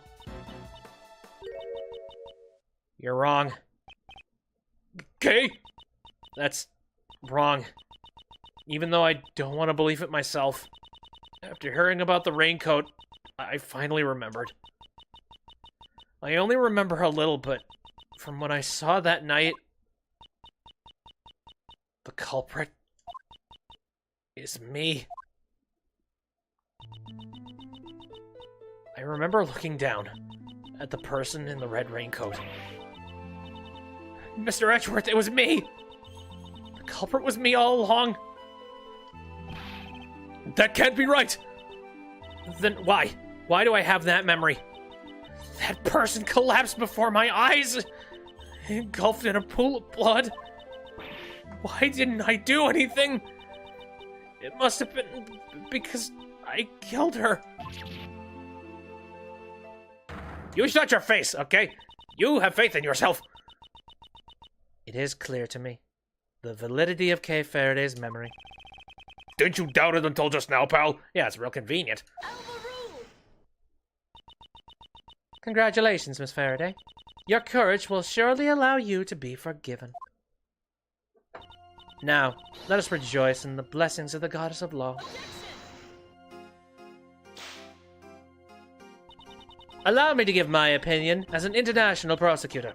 Her actions as a criminal are... Hurry, arrest Kay Faraday at once. How dare you behave that way before me? You're being too forceful. Further verification is necessary. I'd even go so far as to say this is unlawful. Unfortunately, the law does not side with you. It sides with me, you see. But you know, the beautiful bond between you two has been etched deeply into my heart. That reminds me, we seem to have forgotten one additional suspect. Edgeworth, that's you. Stop burning evidence. What's that, pal? Mr. Edgeworth hasn't done anything wrong. I beg to differ. That's right, you see. He's no longer a prosecutor, sadly enough. Your actions have gone too far this time. An illegal investigation. And assisting in the escape of a criminal. I cannot even think of you as a former prosecutor. Now humbly accept your punishment. Oh, yeah, that's right. I believe the plans for today was to hold your hearing before the PIC. Why don't we leave this hearing for tomorrow, even though the result is already crystal clear? You should think long and hard about what you've done. Very long and very hard. Court is now adjourned. All of you are scumbags, and I will take you all down. I will blow up this building if I need to. Oh, I didn't save. That's fine. I'm gonna go on a little longer. Oh, this is sad. Also, it looks very familiar. Almost like they were reusing assets. April 6th, Detention Center Holding Cell. This is the second time I've been in the cell. All of my evidence has been taken from me. The only thing I have left is Kei's Yatagarasu badge. I'm worried about Kei. Is she alright? The culprit is me. I remember looking down at the person in the red raincoat. Mr. Edgeworth, it was me. The culprit was me all along. Yep, there's something to stew on. Just contemplate nonsense. Someone save me. You have a visitor. Please hurry out. A visitor? Who could it be? Someone by the name of Dick Gumshoe. Will you turn him down? In other circumstances, yes, but not now. No, it'll be hard to face him, though.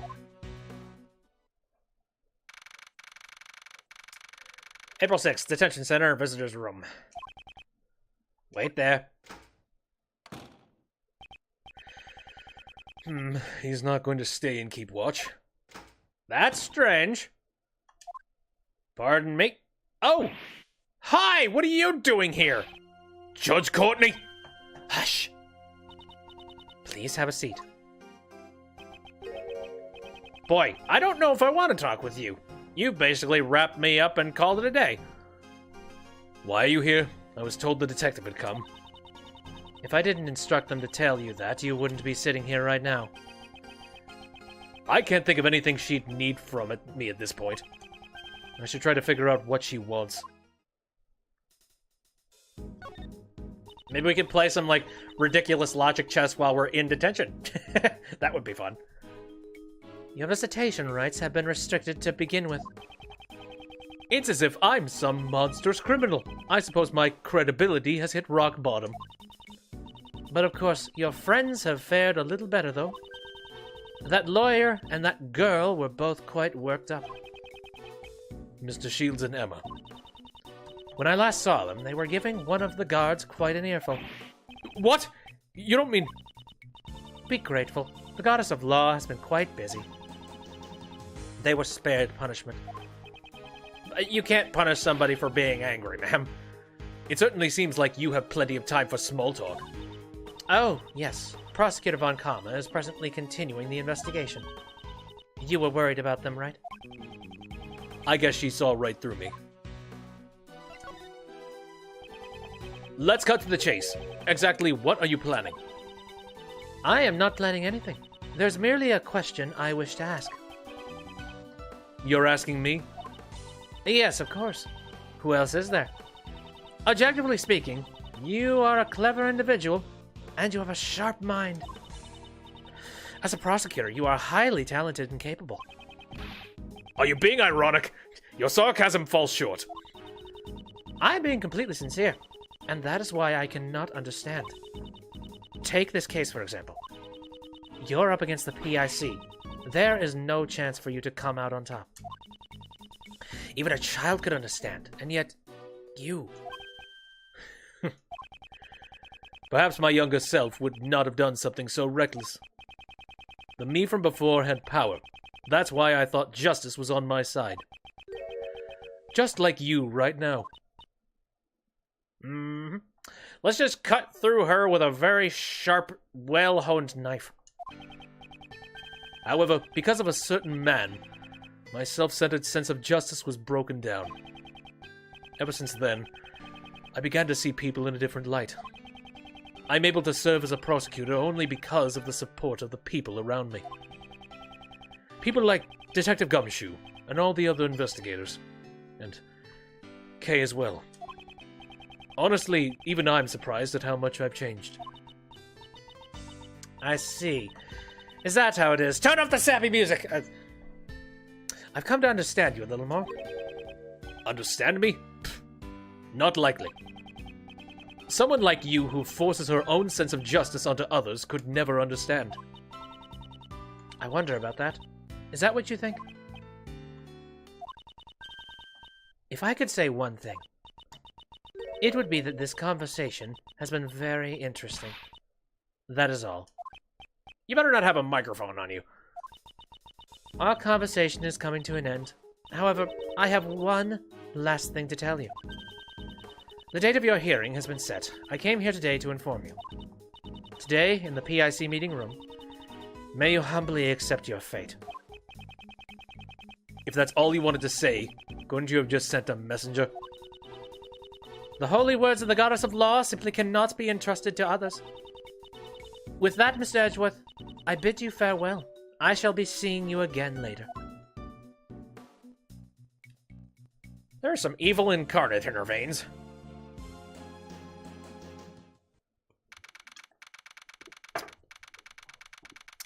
At least they give me a tiny bit of privacy with that screen next to the toilet. You know, I have some form of dignity left. I really wish, like... I wish I could have just cut just being like, the guard walks in, salute, and then Edgeworth just shanks him. It's like, wow, you have fallen from grace, like hardcore. There's a poster hanging in the hallway. The Dice and Slice game. Roll the dice and decide your daily menu. The Dice and Slice game has been cancelled due to the warden's arrest. We sincerely apologize to everyone who was looking forward to it. There's no need to apologize for canceling such a silly game. Man, it was the only entertainment anybody had here anymore. It's a simple bed. I don't expect it to be very comfortable to sleep on. If it were Detective Gumshoe, he would probably snore loudly while sleeping like a log. I may never get a chance to work with him again. However, this is the path I chose. I won't regret it. Well, maybe you'll have one of those situations where you get a nice furnished cell. You know, maybe you're living in here, you'll end up getting a nice book rack and stuff. I mustn't neglect my personal appearance just because I'm in a holding cell. You're going to need a hell of a lot of hair gel, and I don't think they're going to dish out the money for that. Prosecutor or not, this is my personal duty. My collar's slightly bent. Their well-groomed appearance reflects a well-groomed mind. From here on, I'll need to focus myself more than ever. Toilet.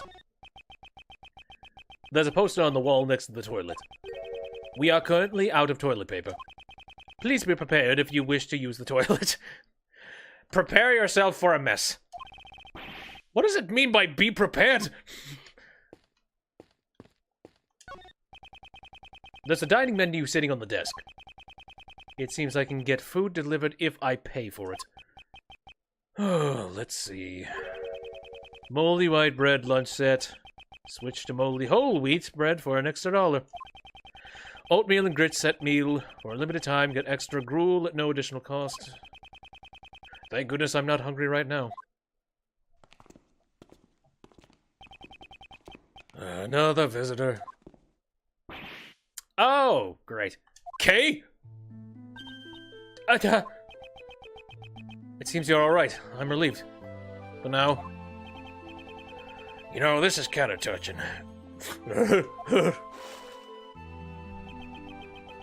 You look a little down, Kay. Please cheer up.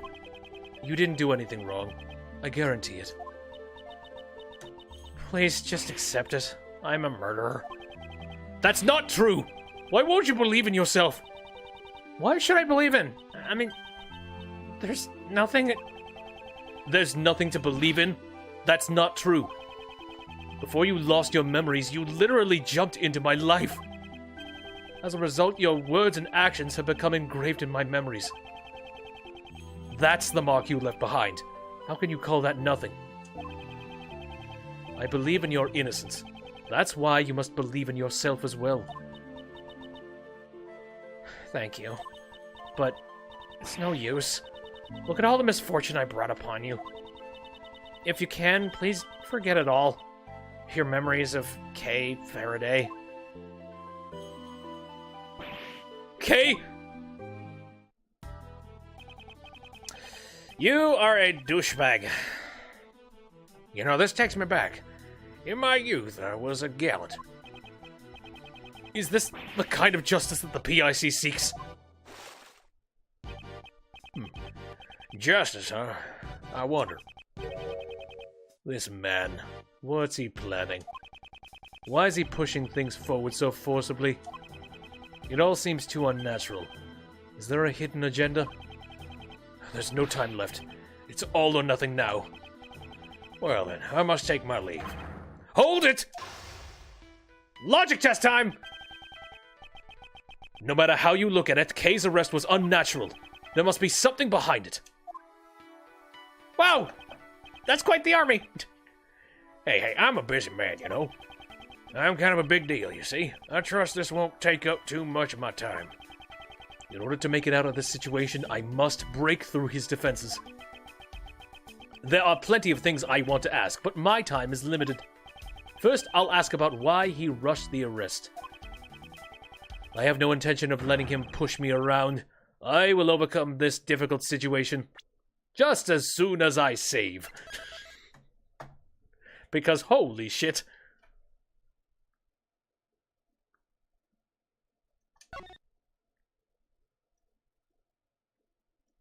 And part 1. So there's a part 2.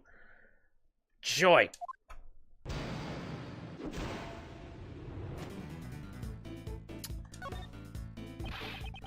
Why did you rush her arrest? I would like a clear explanation. Explanation? What are you talking about? Don't play dumb with me. You clearly did not follow the proper procedures. Okay. Maybe you should pipe down a bit. You even know the position you're in?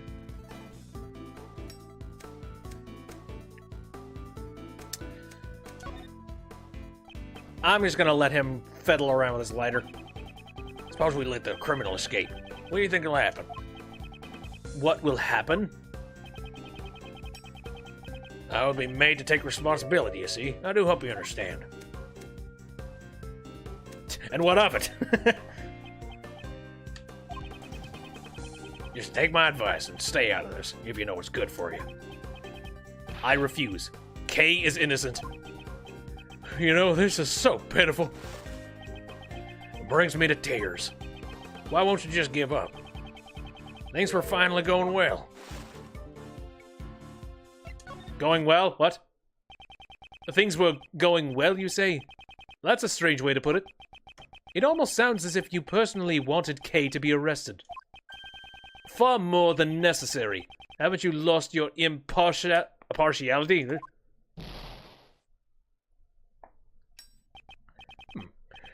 You think so? That certainly wasn't my intention, you see. Edgeworth, my boy, you're reading too much into that.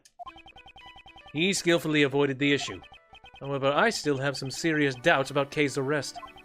Next, I shall ask him if the investigation was sufficient. I can't miss even the tiniest piece of information. That's the only way to break through this situation.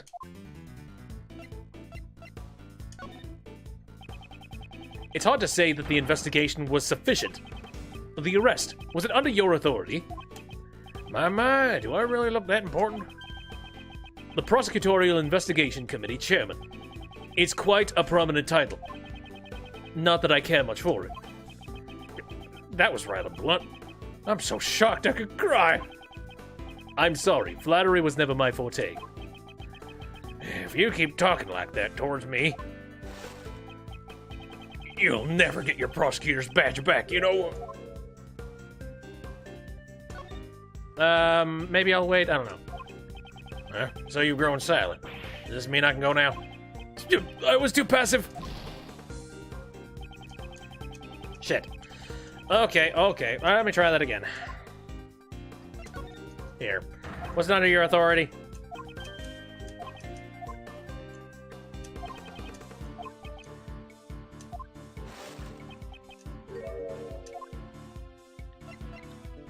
I don't need my stinking badges. We don't need no stinking badges. Let me make this clear right now. I do not live for the sake of my badge. Status means nothing to me. Do you understand?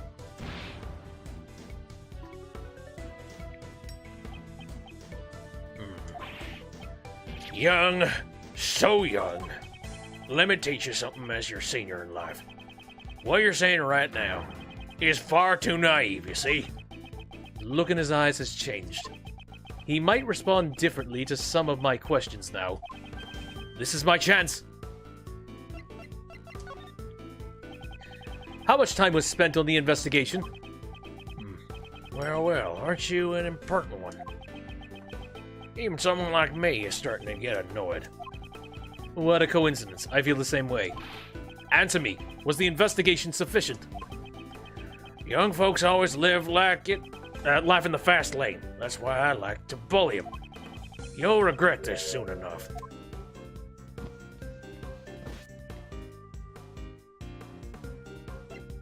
How do you bully someone?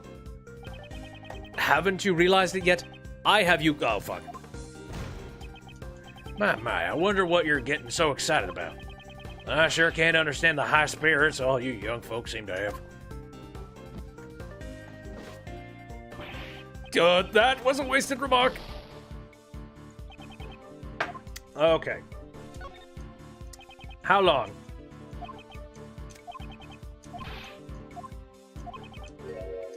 I'll regret this soon enough. Maybe he's angry while he's doing this. I'll wait.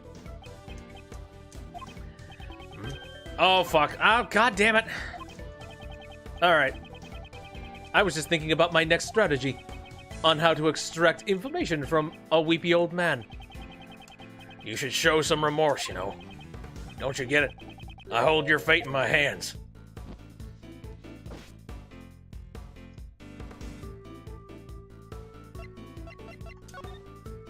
I guess I'll wait again? I don't know. In any case, even if you obtain some information, there's nothing you can do. Just give up already. I refuse. Mind if I ask why? It's simple. The truth is fading away. That's all there is to it. I see. I'm starting to understand what kind of person you are. But you know, it's all useless. It's enough to make me cry. Give it up. That girl's guilt has already been decided. Decided? That's strange. The way you said that, it almost sounds like it was decided from the very beginning. Yeah, so what research did you do? What are you trying to say? Her arrest was planned. Yes, it's clearly unnatural. Everything is progressing as if Kay's guilt was predetermined. Wasn't Kay's arrest planned from the start? Bye-bye, horsey. I see. That's an interesting theory. But I don't have time to indulge in your flights of fancy, you know. Why don't we put an end to this silly conversation? Curses! He's trying to get away! Before that, I must find out if the arrest was lawful. Speed up. It's still very faint, but I'm beginning to see the path to the truth.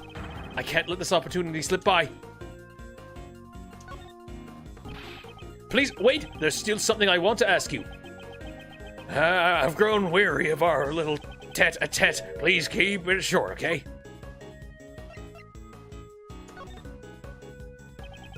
Who was the one who made the decision to arrest her?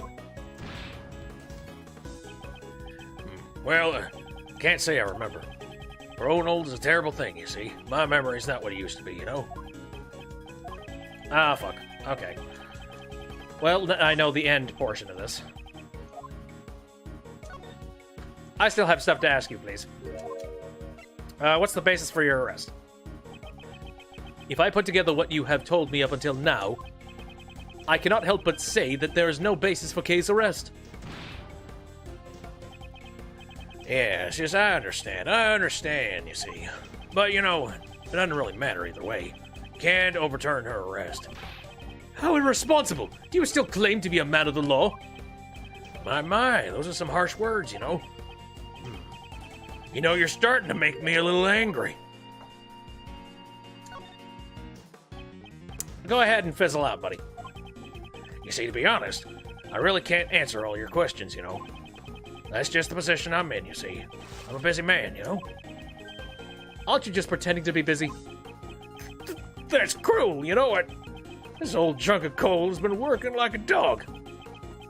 Pretending, just what do you think this would accomplish? You don't want to talk about it, do you? You don't want to talk about the case. Isn't that why you're trying to get away from this place?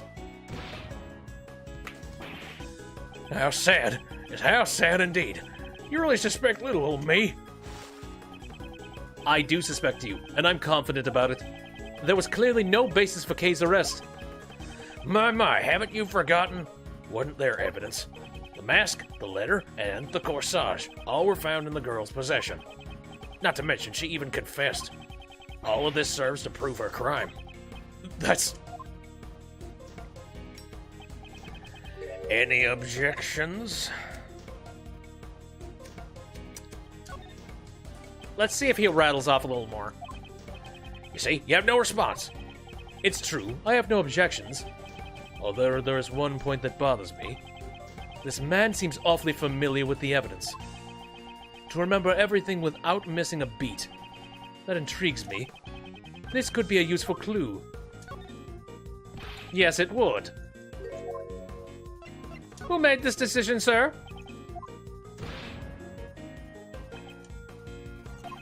Growing old's a terrible thing, you see. My memory's not what it used to be, That's funny, because you just rattled off a lot of evidence. Don't play dumb with me. Didn't you remember all the evidence in full detail just now? Stop pretending to be a forgetful old man when things aren't going your way.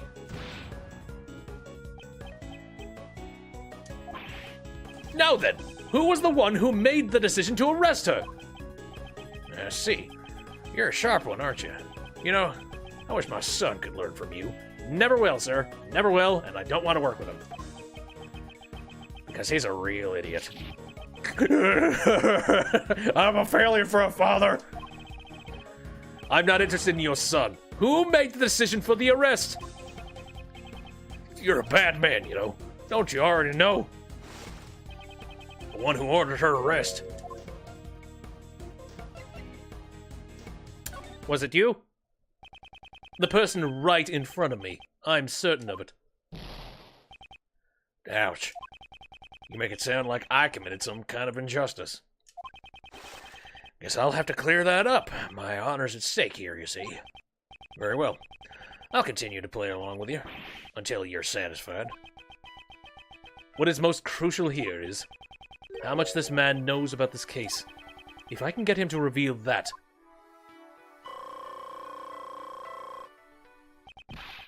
It's do or die. If I can overthrow this, I'll reach the truth. The suspect regarding Kay. How much do you know about her? She's the suspect in this case. That's all I know, you see. Scout's honor. You would never a scout and you know it. I'd love if that was the argument and it somehow worked. You seem pretty familiar with the case. I'm a wise man, I'm familiar with most things, you see. I don't think it was very wise of you to arrest Kay in this case. And setting more papers on fire. Stop it. That lighter is dangerous! I'm a very busy man. I can end this conversation anytime I want, Don't you forget about that. This would have already been over if you had simply answered my questions. If you give me a proper answer, I won't take any more of your time. I will ask you once again, why are you so familiar with this case? I read the case files, you see. Honestly, it was quite a drag, But it's my job, so what can I do? Because of my position, you see, I can't just skip out on it. Well, I had some time to kill, so I read the whole thing, you see. You read all of it? Haven't you? Oh, fuck me. That was probably the right answer, too. Okay, let's just climb the ladder again. Alright, set your papers on fire. Let's... Here we go. There's some kindling.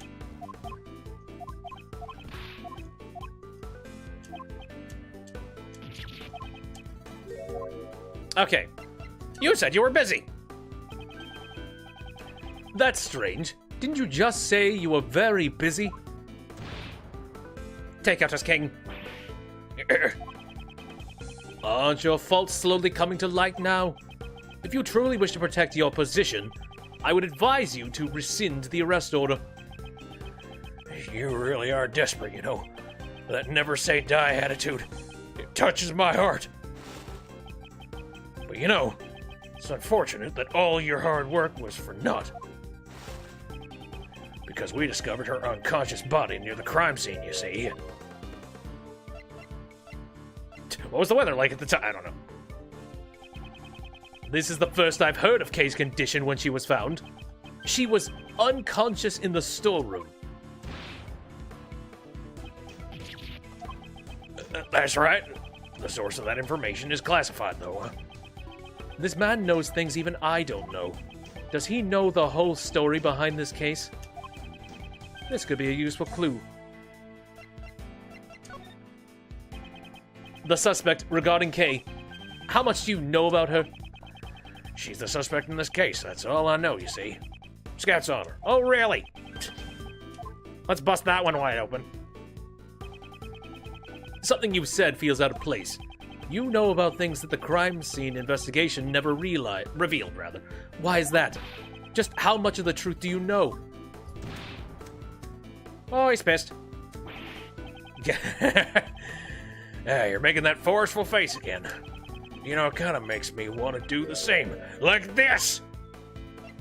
Yipe! Copying me. You really are persistent one, you know, but I can admire that, you see. I will take that as a compliment. Can't you just give it a rest already? At my age, my body's not as strong as it once was, you know. There's no one else who could be the culprit besides her. She was even given that much evidence to show that she committed the crime. Wait, she was given evidence? Huh? She was given evidence, you say? That's an odd choice of words. It almost sounds as if she did not possess them under her own will. Good. I see. You really do have a fine eyes for the details. Expected of a former prodigy prosecutor. You've already found your answer, haven't you?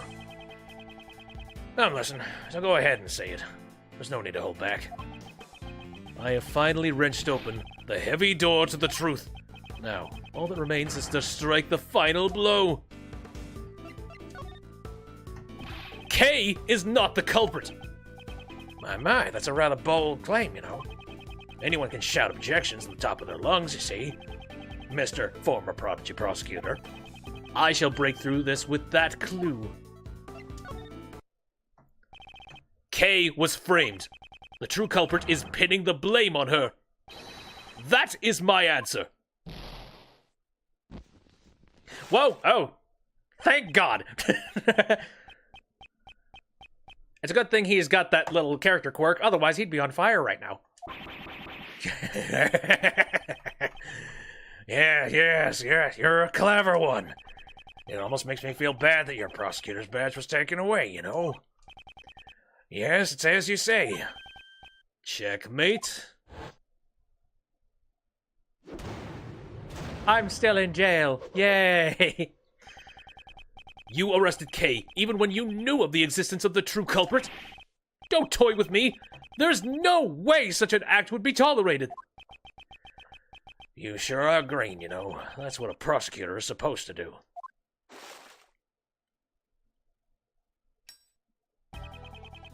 It'll all work out fine if we make her guilty.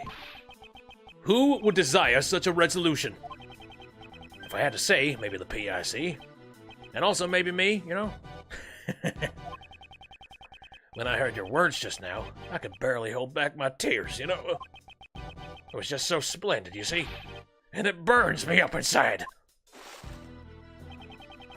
I'm not the most perfect piece of work, you know, so I can't forgive such youthfulness. You say the truth is important, but, you know, once you know the real value the truth holds, I wonder if you could still say the same thing. What are you trying to say? When you get to where I am, you can just create your own truths, anytime you want.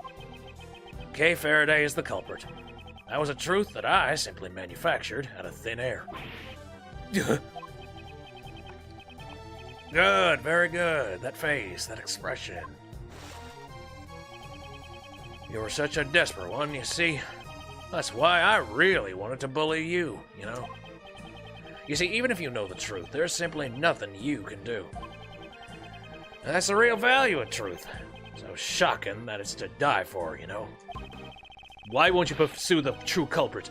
How much of the truth do you know? Do you understand now?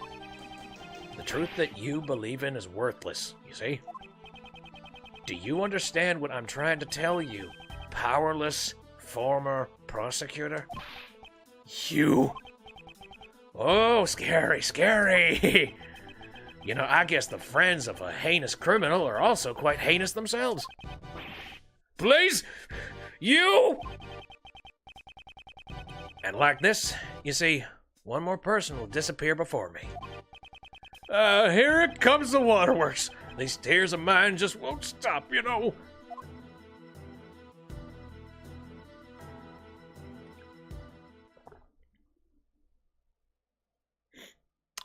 Yeah, I'm gonna bring that, I take back what I said. We're gonna burn this entire freaking place to the ground. Come on, Pookie, let's burn this motherfucker down!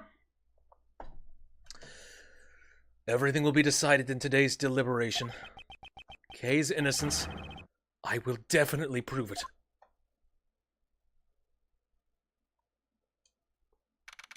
The gang's all here. April 6th, 8:30 a.m., Grand Tower PIC meeting room.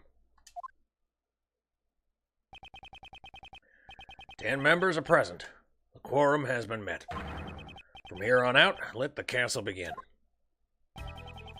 Today's deliberation shall be about Miles Edgeworth's aptitude and ability as a prosecutor.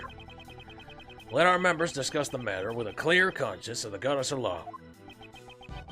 A clear conscience? Don't make me laugh. Courtney, please give us your report. On April 5th, Prosecutor Edgeworth carried out an illegal investigation and resisted arrest. He was arrested by 2 of our members who caught him in the act, myself and Blaze DeBest. Prosecutor Edgeworth disrupted the investigation of attorney Jill Crane's murder. He claimed that the culprit, Kay Faraday, was arrested without sufficient evidence. Even now, his claims remained unchanged. Tell us more about the murder incident. On April 5th, the victim's body was found here in the PIC meeting room. Regarding the details, I, Sebastian DeBest, the best prosecutor, will enlighten you.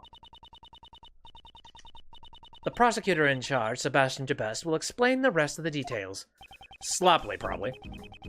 The murder happened on the night of April 4th. The victim was one Jill Crane. On the same night, a black market auction was being held in this very meeting room. I guess Miss Crane was taking part in the auction. Yep. The murder occurred in the middle of the auction, did it not? When Miss Crane was found, she was dressed like the conductor of the auction. However, based on the fact that the auction continued after the murder occurred, I deduced that Miss Crane could not have been the conductor. You weren't the ones who made that deduction. Sebastian, please show everyone the basis for the arrest of the culprit. You got it, Justine. Kay Faraday was unable to bear the weight of her good conscience. I believe you mean her guilty conscience. Yes, it was her guilty conscience that drove her to confess the crime. According to her confession, on the roof of this building, She met a figure in a red raincoat on the viewing platform. So Crane was wearing a red raincoat? Yes, that's correct. The culprit used the conductor's clothes as a red herring to mislead us. At the time of the murder, Miss Crane was wearing a red raincoat. It was I who discovered the raincoat near this building. He did? I'm sure it was the forensics team who found it. To be more precise, it was the forensics team under Sebastian's orders who discovered it. Yeah, of course. According to the blood analysis, the person in the red raincoat and Miss Crane were the same person. The decisive evidence is the culprit's own confession. She testified that she killed her. That's right. The culprit is Kay Faraday. It couldn't have been anyone else but her. Well then, Edgeworth, if you have any objections, let's hear them. I have no objections. I see. Seems all the fight's gone out of you after...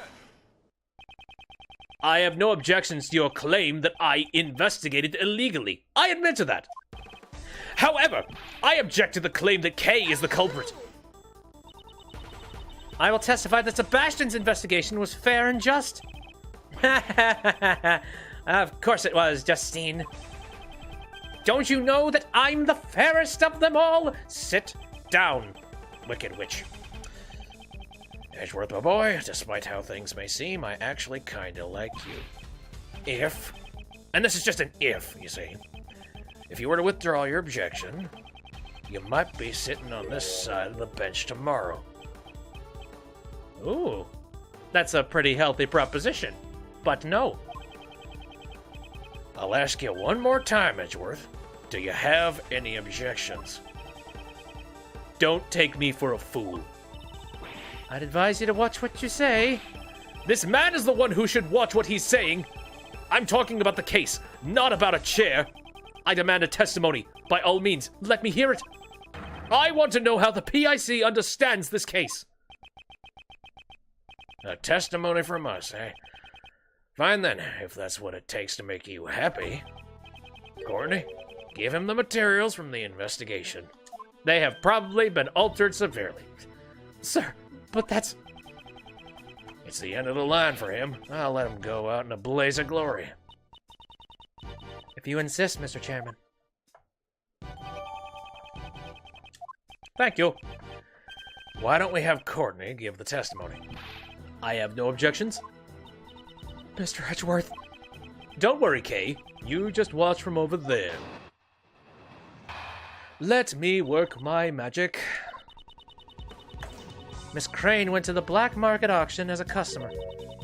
The red raincoat was one of the items up for auction. We believe that she left her seat after winning a bid for it. The only exit from the storeroom is the hatch that leads to the viewing platform. Miss Crane went out to the viewing platform where she was attacked by Kay Faraday. That was how she met her end, and that concludes my summary of the case. The red raincoat was up for auction. Is that a fact? It is quite likely. The red raincoat had been a piece of evidence in the assassination attempt on the president of Zheng Fa, as you well know. Originally, it should have been stored in an appropriate place, but when I asked about it, I learned that it went missing. And it somehow made its way to the black market auction. Certainly a natural conclusion. My, well done, Courtney. Your explanation is as clear as ever. Stop jerking each other off, man. I am much obliged. Prosecutor Edgeworth, you concede defeat now. Sorry, but I don't plan on it. I see. I am relieved. Relieved? What does she mean? Come to think of it, her reason for questioning me yesterday remains a mystery. Just what is she thinking? For a while, I thought maybe she was the evil being. Not so much now. Okay, so I didn't save before. I'm gonna save now.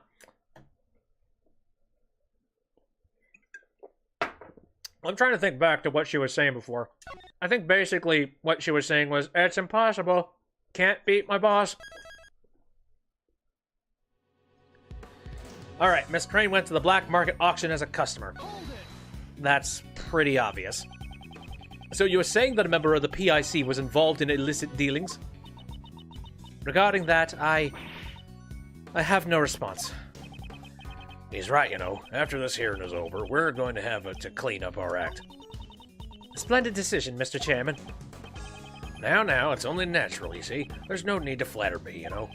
But, you know, it has nothing to do with you at all, Edgeworth. Because by then, you won't even be a prosecutor anymore, you see. Well, now that this tearful business has been cleared up... Yes, sir. I will continue. I'm willing to bet that all of the prosecution badges he has on his coat are probably prosecution badges from other people he's managed to kick off. That's intimidating. The red raincoat was one of the items up for auction. So the red raincoat was also up for auction? Yes, it had belonged to Shelley the killer. Based on the circumstances, we must consider that it was an item up for auction, you see. That was what he wore when he targeted the president of Zhengfa.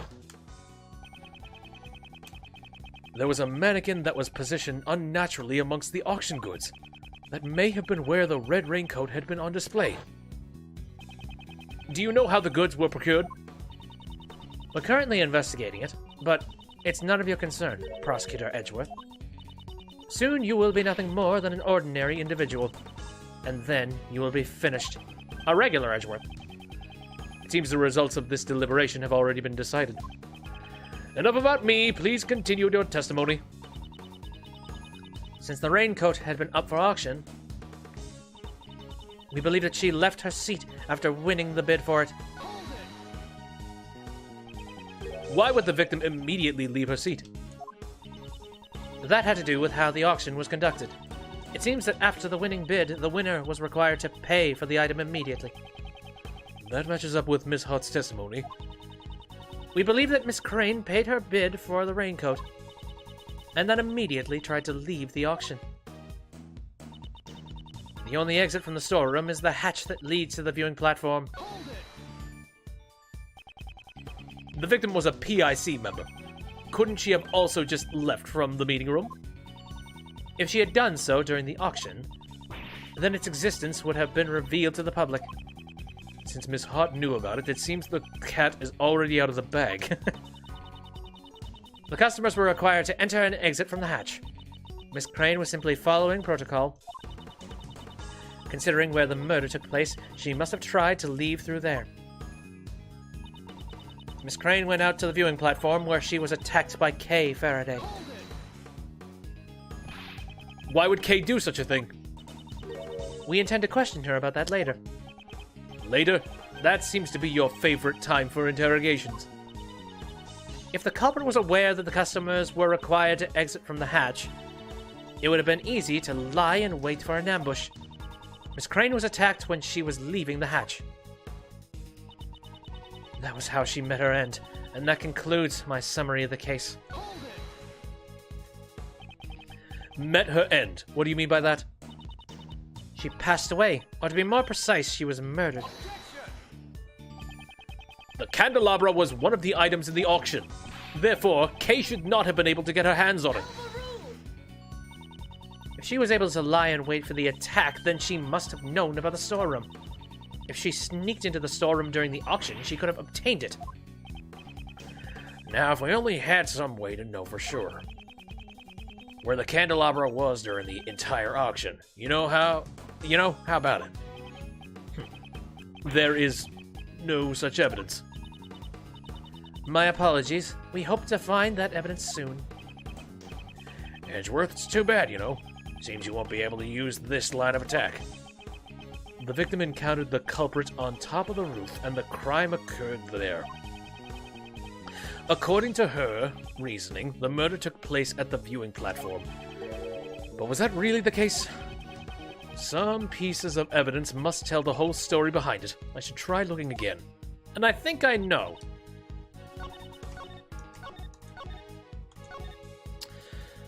Here. Miss Crane went out to the viewing platform where she was attacked by Kay Faraday. That is not how it worked, madam, because... Well, I'm not entirely sure, but...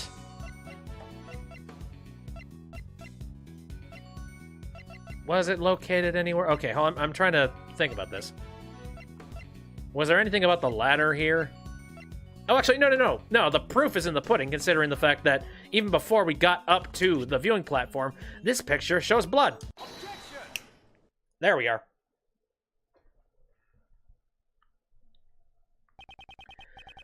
Judge Courtney, I have found it to be strange for a while now. Why is Miss Hart here with us? She is an eyewitness to this case. Isn't it only natural for her to be in attendance? Ah, shucks. I reckon I'm more than an ear witness than an eyewitness. It seems that gaining the truth of others isn't your strong point, Judge Courtney. Perhaps I simply do not wish to be as tactless as you. It appears you have failed to get the witness to tell you the most vital information. Please look at this photo. This was taken by Miss Hart. This photo seems to have been taken in the storeroom. And what of it? According to your reasoning, the incident took place on the viewing platform. However, Miss Hart encountered the incident in the storeroom. That's right. It had taken place just before this photo was taken. Wait, if that's true, then Justine's reasoning... Exactly. It does not hold up. What?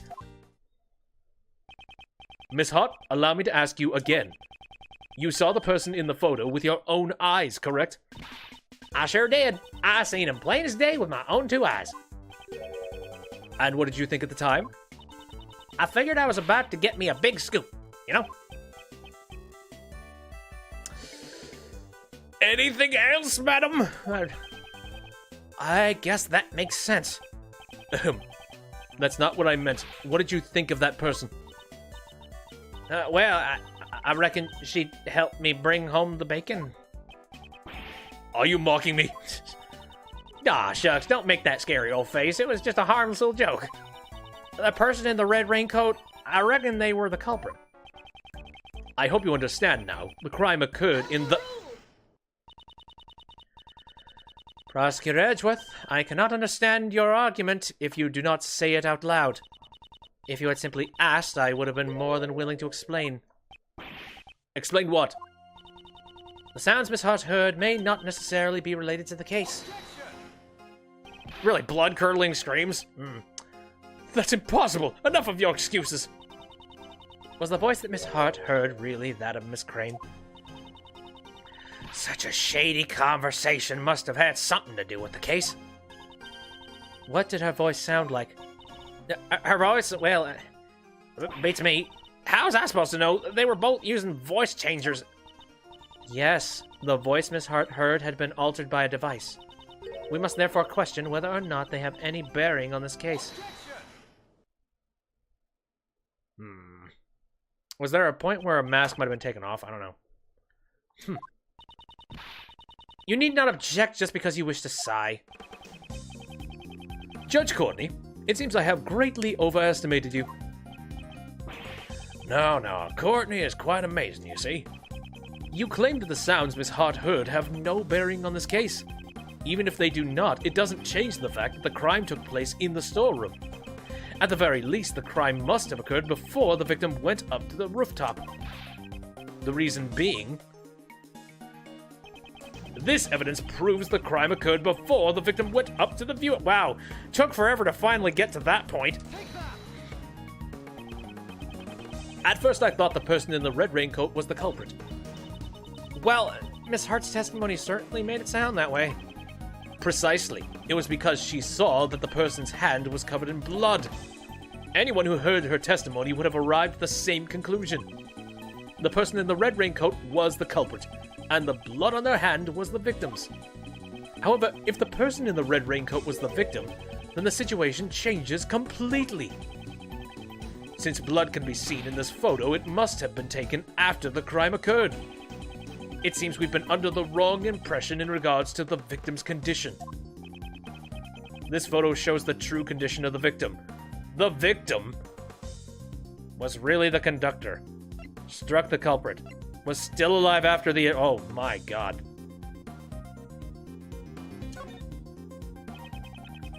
The victim was definitely attacked in the storeroom.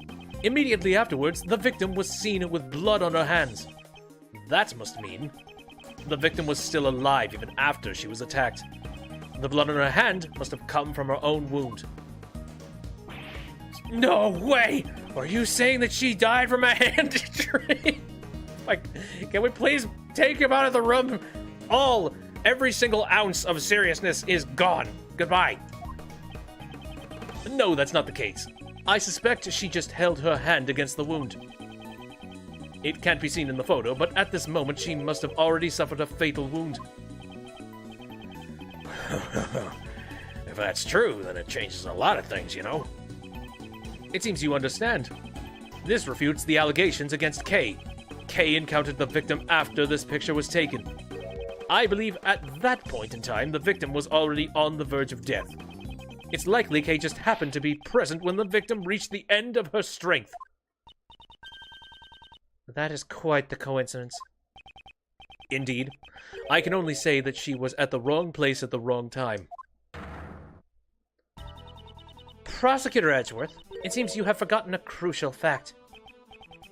Ah, you mean that, right? You must be pretending that he hasn't noticed it, you see. What did you say? Are you implying that I forgot something? Courtney, I think it's about time you gave him his last rites. Hey, Pops! Justine's with me, you know. Don't order her around like that. You know, even though you're my son, you're so embarrassing. I'm not embarrassing. I'm sorry, but you're both rather embarrassing.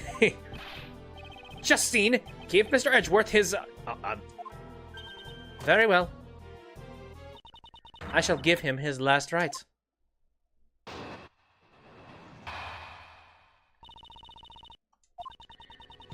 When the body was found, there were 3 wounds in Miss Crane's chest.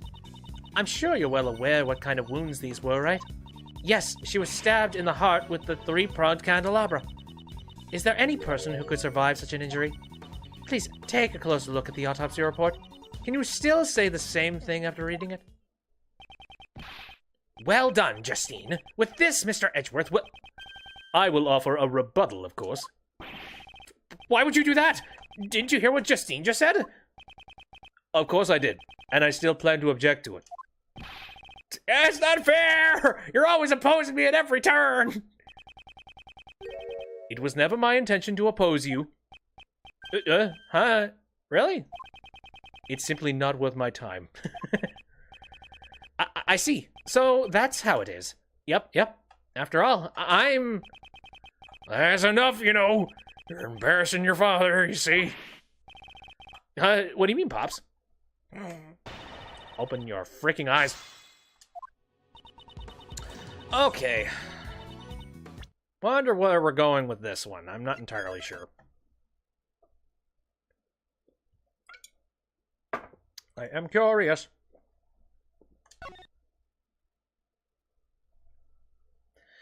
Still end part 1. Like, I wonder how long end part 2 is. Oh, whoops. When the body was found, there were 3 wounds in Miss Crane's chest. Gotcha. 3 wounds. That sounds rather painful. Indeed. We must punish the culprit accordingly. Okay, do not listen to what she says. Judge Courtney, please continue your reasoning. Very well. She had 3 wounds. I'm sure you're well aware what kind of wounds these were, right? Stab wounds, yes. Why don't you ask Sebastian instead? Of course. Sebastian knows all about it. Me? Yeah, I know everything. He's obviously lying. Sebastian, maybe you should sneak a peek at the autopsy report, you know? Let's see here. The fatal wound was caused by the candelabra.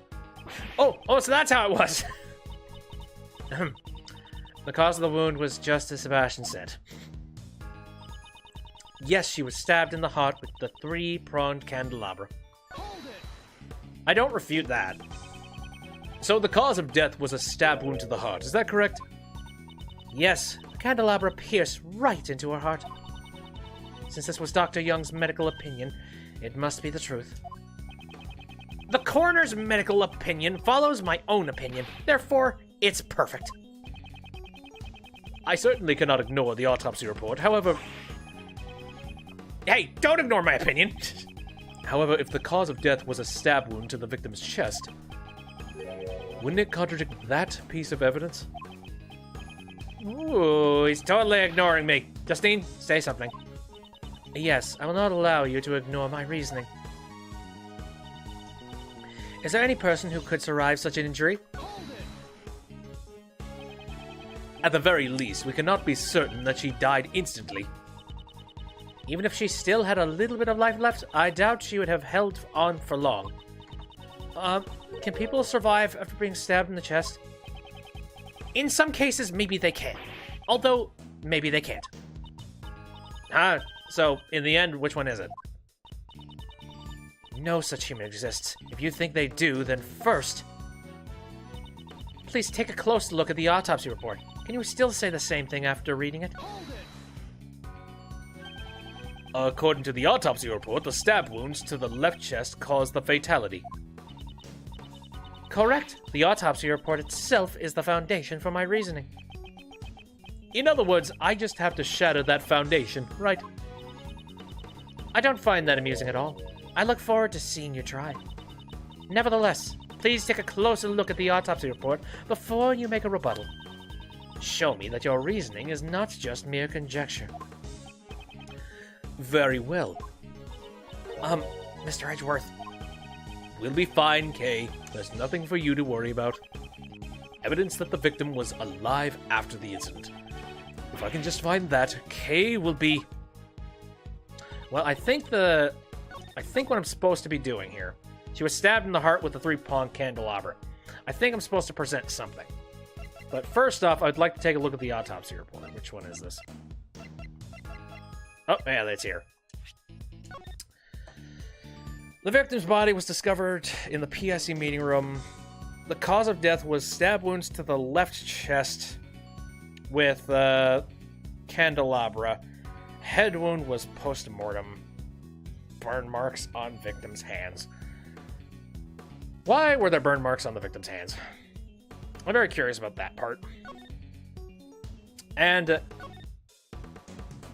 yes, cause of death was stab wounds to the left chest. Clearly, it is on her left chest. Right to us, left to her. But there's got to be some kind of proof that states that something else could have potentially done that wound before the candelabra. Nope. Judge Courtney, there's a contradiction in your testimony. I cannot authorize this statement. And why not?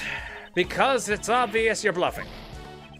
Is it the autopsy report itself that is the thing I'm supposed to be presenting?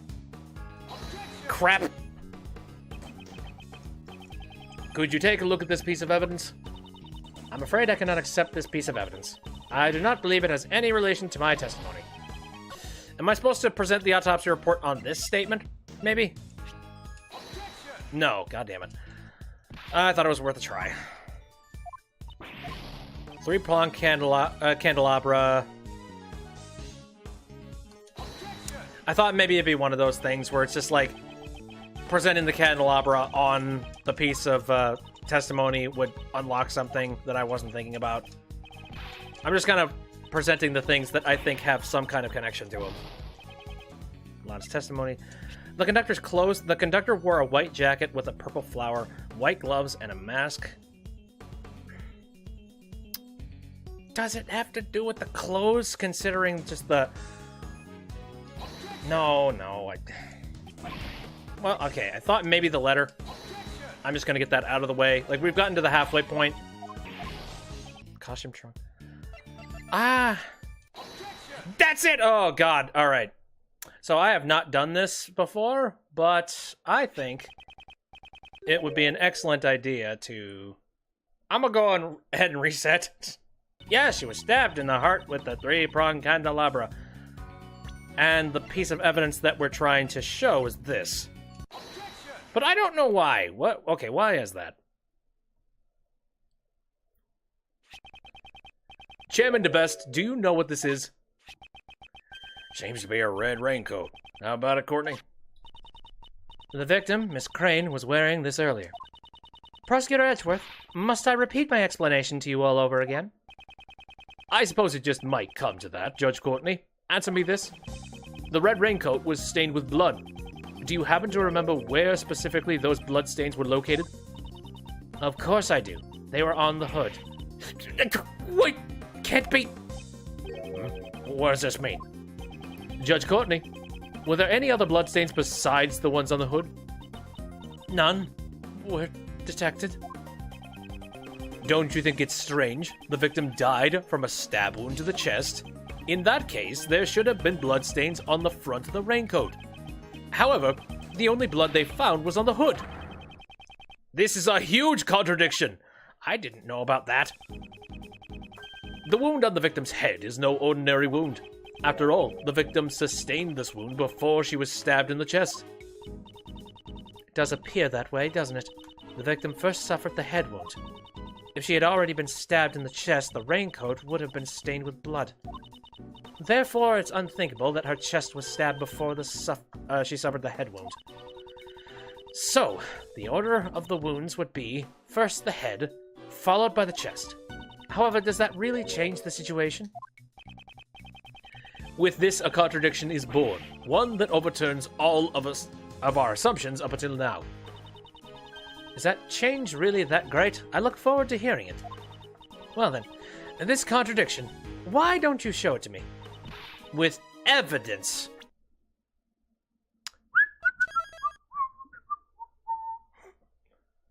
If we're gonna play that game again. Although I have a feeling I know what it is.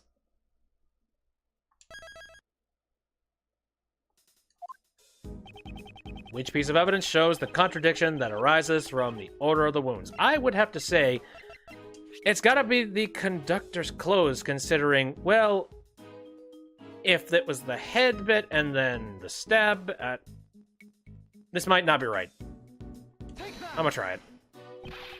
This piece of evidence shows the huge contradiction. Shit. I have absolutely no idea what you're trying to say. I'm sorry, me too. Same here. Me too.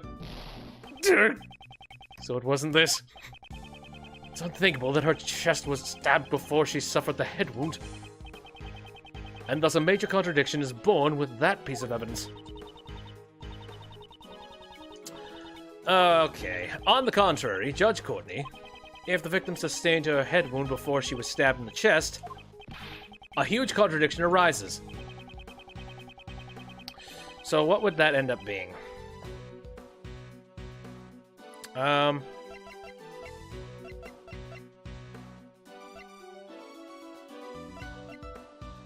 The autopsy report?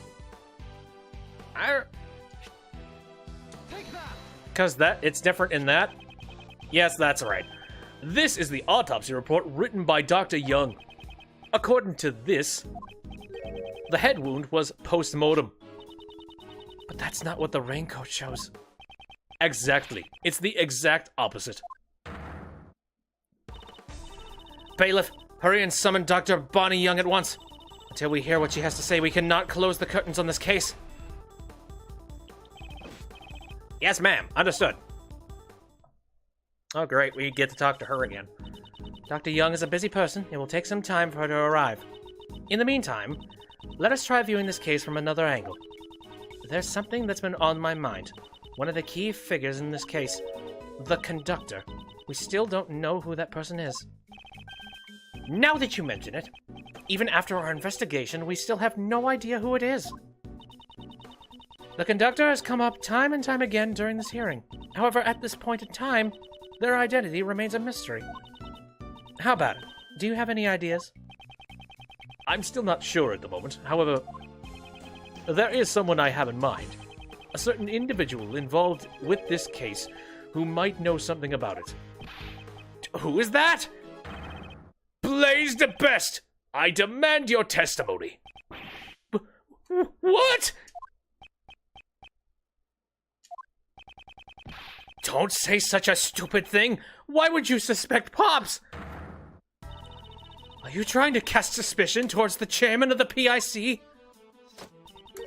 Do you understand what that means? Status and prestige mean nothing before the truth. That man is trying to pin the crime on Kay. The evidence that was in Kay's possession, the ticket stub, the mask, the corsage, these items did not come into her possession out of her own volition. By some method, that man purposefully planted them on her personage. It is hard to believe such a sudden accusation, but I'll ask just in case. Why would he do that? Obviously, to direct suspicion towards Kay. I succeeded in drawing out those words from him earlier. Mr. Chairman, your response? Get that flame away from my finger! Are you too shocked to speak? And what of it? Perhaps you didn't hear me. I said, what of it? You said that you drew out some words from me, but you don't have a shred of proof, you know. No one else heard it but you. It just doesn't work like that, you see. Are the cameras still rolling in this place? Because I remember distinctly that there were security cameras around. Did they record that? Or do you have something else? You know, some kind of basis for your argument? This confidence. He also showed it at the cell. Prosecutor Edgeworth, I would like you to explain once more. I trust we have your permission, Mr. Chairman. But of course, I'm pretty interested in this matter myself, you know. I'd like to know just what part of me seems criminal to Edgeworth. There's no one as honest as I am, you see. How can he say that with a straight face? Let's start from the top. The fact that the auction was held in this room is a cause for suspicion. This is the PIC meeting room. I imagine it would be difficult for non-members to enter. That's why all the members have keycards, you know. I think we can assume that multiple auctions have been held here before. Therefore, suspecting a member of the PIC would be their best. Yes. Don't put words in my mouth, you little runt. Because the conductor had to have been a PIC member. Wait! No! What was that all about? Whoa, what do I do, Pops? I just helped the enemy! Sebastian really is an idiot, you know. But you see, Edgeworth, I'm not the only one with access, you know. Indeed, there are 11 members in the PIC. Even if we rule out the victim, Miss Crane, there are still 10 potential suspects. That's not me. Oh, Dude, but it couldn't be the chairman, right? I don't know who it is, but whoever it is, just come forward. Yeah, you sad little saps. Every one of you is guilty, aren't you? Yes, everyone. Just calm down, you know. Edgeworth, is that all you got? Where's the evidence to suspect me? Oh, so you've fallen silent. But you've gone too far, you see. I won't forgive you anymore. It's too late for regrets, you know. I'm a very important man, you see. Former chief prosecutor and chairman of the PIC. It's fine if you're not prepared to face the fire, you know. Because you see,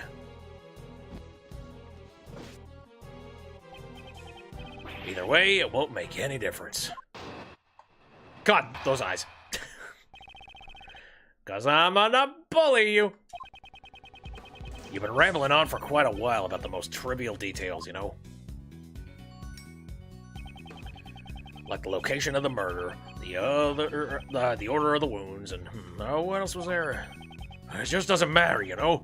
Because you see, none of that means anything, you know? Think about it. We got the suspect herself saying she killed the victim. That's all that matters, you see? She'll even get a lighter sentence with her confession, you know?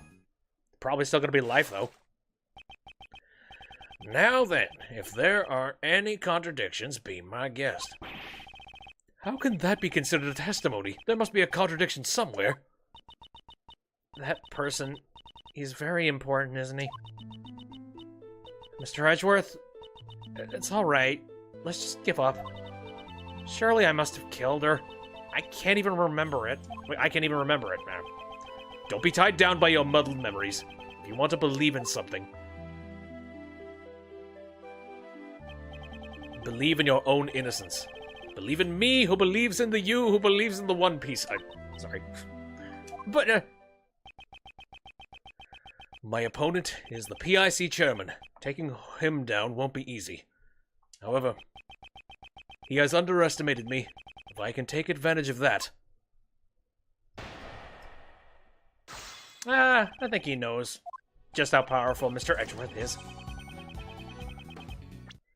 Okay, saving times.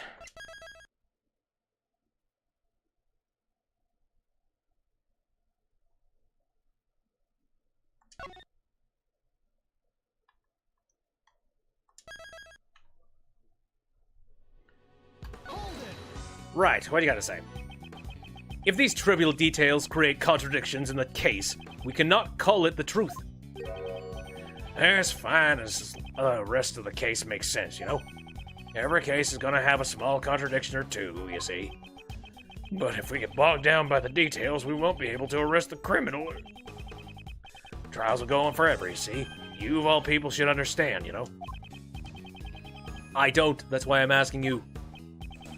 Young folk these days. Anyway, you were rambling on about stuff. Like the location of the murder, the order of the wounds, and what else was there? The autopsy report and the questions about the conductor. Were you even listening? Talk is cheap, you know. I was listening, you see. But I didn't think much of it, you know. You didn't think much of it, even after I brought up all of those issues? Perhaps your judgment needs to be questioned rather than my ability as a prosecutor. That's a good one, Edgeworth. But you see, it just doesn't matter, you know, because you see, none of that means anything, you know? How can you say it doesn't matter? Are you trying to suppress the truth? Well, you see, it simply doesn't matter as much as you say it does, you know? You see, Edgeworth, you're only saying it matters to avoid the real issue here. Think about it. We got the suspect herself saying she killed the victim. It may be true she confessed, however, that does not make it the truth. She is suffering from memory loss, so we must question the credibility of her testimony. Oh dear. Even if you say that, you know, it still won't solve anything. What good will it do to deny her confession? Sounds like nonsense to me. Want to try asking her again? I think she'll just say that she's the murderer again, though. Very well. Let's try asking her again one last time. I'd like to hear from Kay herself, whether or not she's the culprit. From me? Will that be all right? If this goes poorly, it will be quite unfavorable for you. I do not mind. However, I shall ask Kay the question myself. I'm moved to tears, you know. Oh, how touching, you know. How very touching. Fine, then. I'll let you ask her. However, I have one condition. If all this proves to be a waste of time,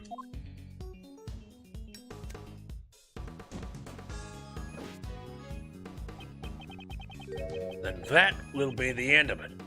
How's that sound? The end of the hearing?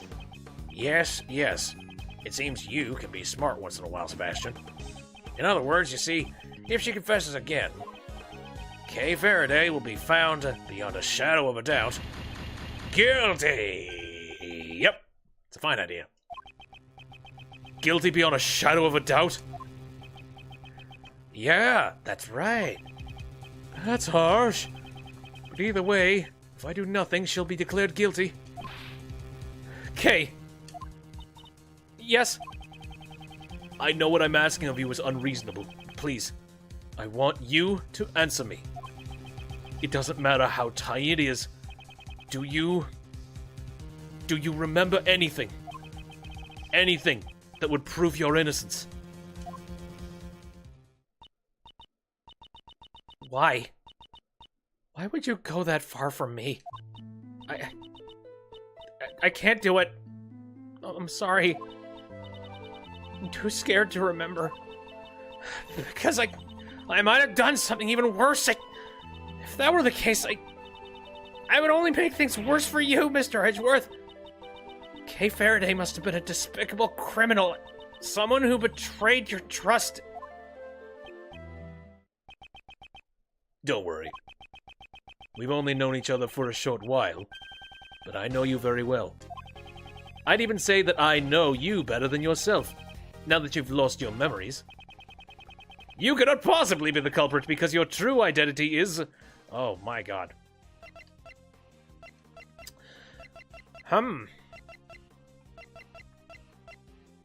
That's interesting.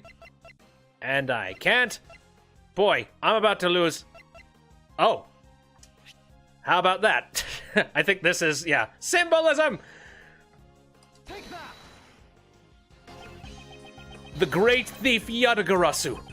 The Yadagarasu is a noble thief who would never stop to murder. Stoop to murder, rather.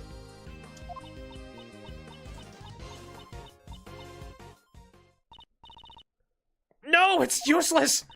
After all, no matter what, that memory still remains. This image that's stuck in my head, I just can't get rid of it. That means I must have... There's no clear evidence to prove that you're the culprit besides your own confession. Remember what I said. You must believe in yourself. Or perhaps you cannot trust my words? No, that's not it. That's because you are trying to save someone like me. You've already lost so much, all for my sake. I can't bear it anymore. Please, please just give up. I see now. I thought it was strange. The reason you were acting like you wanted to be found guilty was because you were concerned about me.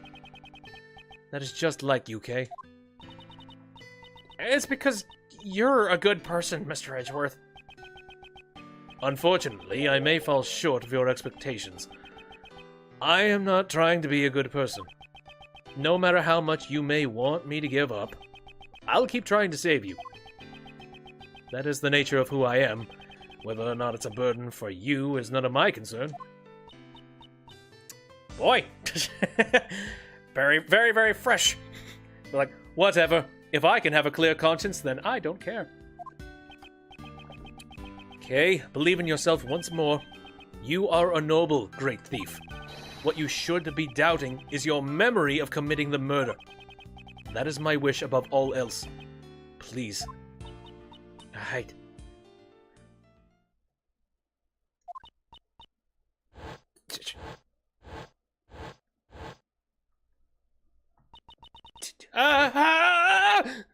Okay? What is it? Do you remember something? If she remembers something now, it'd be like a bad movie. Ah, the cheesiest, greatest bad movie. Bull.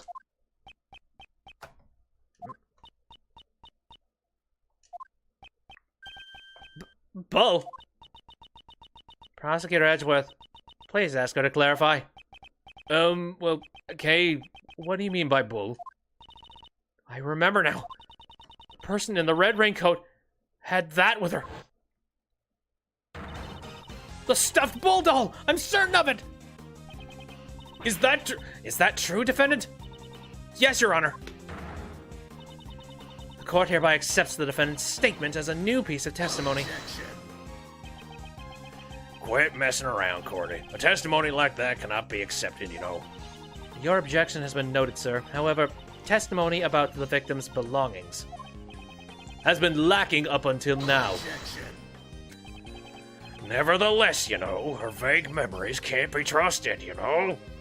That's funny, because you were saying the opposite before, you shithead. Her memories are vague. That would be bad for us as well. Didn't you say this earlier yourself, Mr. Chairman? Since we have the suspect's confession, we don't need to worry about the trivial details. If we decide to doubt her memories... Then we must also doubt her confession, which is the main foundation of our case. Are you willing to do that, sir? You're right. Well, never mind then. I shall leave it to you. Thank you very much. We did it. It was touch and go for a while there, though. However, those words of Judge Courtney just now, it almost feels as if she's on our side.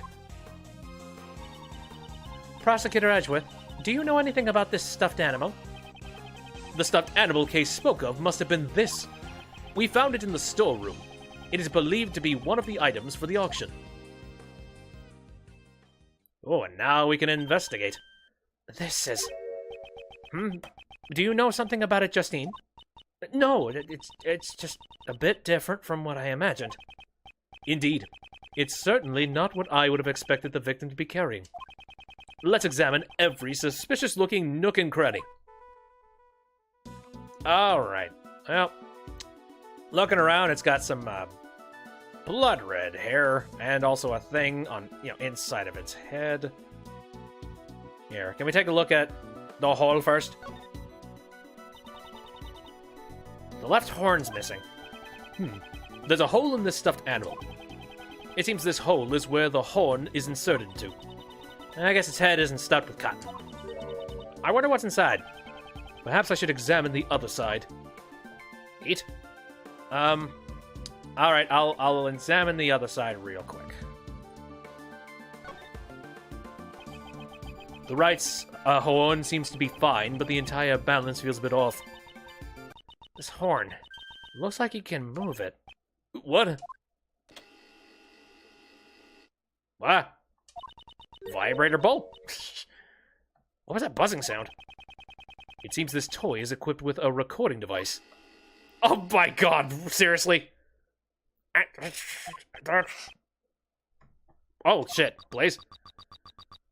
I knew you were right. I knew who you were right away. You can't hide that burn from me. Silence, huh? I've been waiting for my chance to get revenge all this time. Convenient. Is this the moment of the murder? Who could have recorded something like this?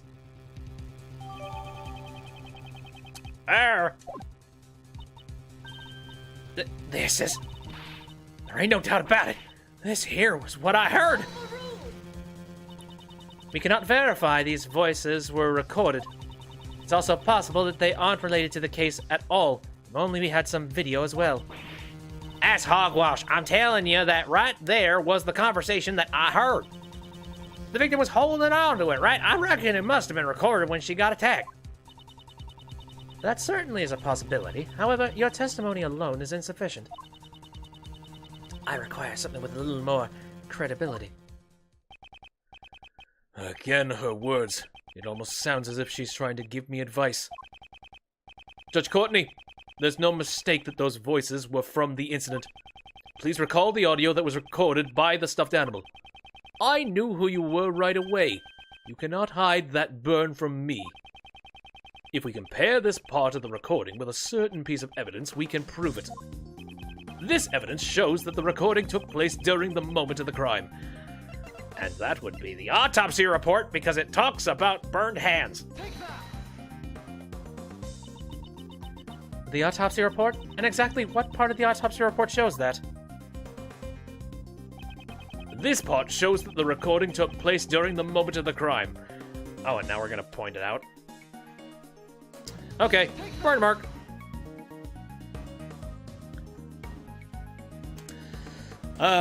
You fools. I remember clearly what that voice said. You can't hide that burn from me. On the victim's hand, there was a burn mark. Indeed, it just happened to match up, you see, but what of it, According to Kay's testimony, the victim had been holding the stuffed animal, and it just happened to record a characteristic of the victim, namely the burn.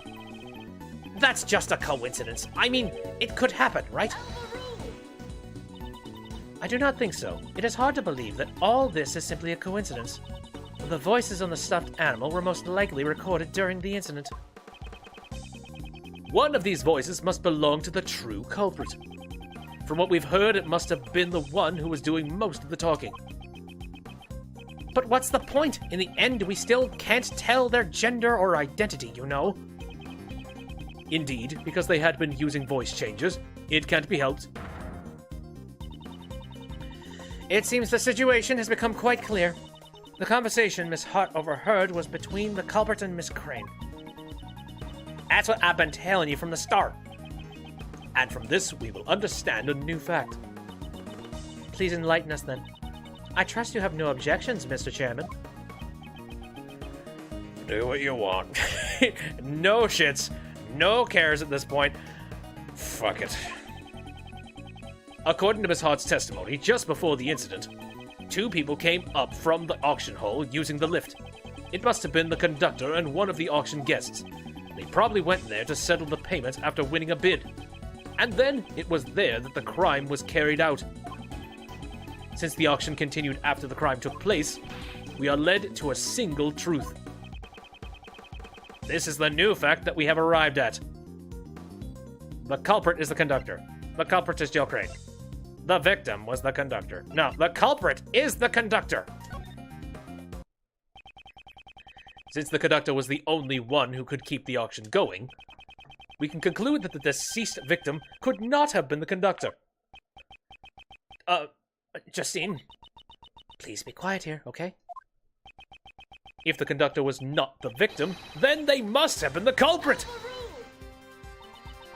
Please wait. That alone is insufficient. Of course, even I do not intend to rely only upon the process of elimination. Certain traces left at the crime scene led me to believe that the culprit is the conductor. Well then, please show it to us. What were the traces left at the crime scene that led me to deduce the culprit? Okay, the culprit was the conductor. I'm trying to remember exactly what it was. Dang, we literally talked about this tonight. Now, a big part of it was like the costume trunk, right? And the fact that it was locked inside. Yeah, I think so. This is the piece of evidence that shows the culprit is the conductor. I don't quite understand. Even if you don't understand, everyone else certainly does. I think there are people besides my idiot son who don't understand, you know. Oh, fuck me. Okay, I thought maybe that plus the blood stain would cause, you know, something. Okay. Could it have something to do with the masks, because that was a part of that room? Ah, fuck. Is it the blood? Shit. The clothes? Ah, shit! Come on!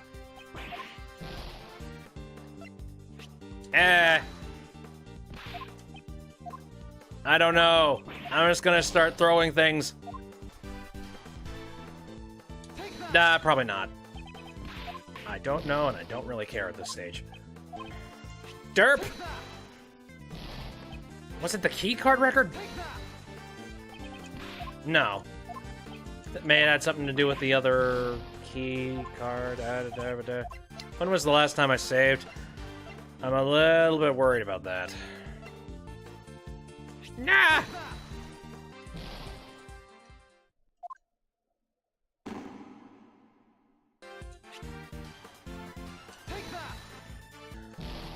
Pool of blood found in the meeting room was left behind to hide the storeroom's existence.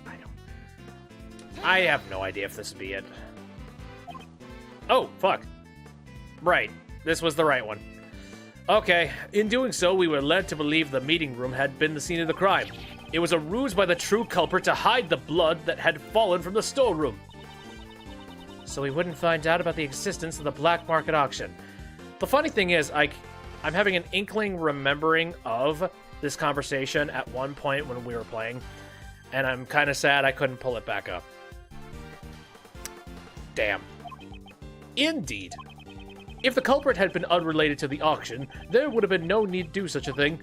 Ergo, the culprit could have only been the conductor.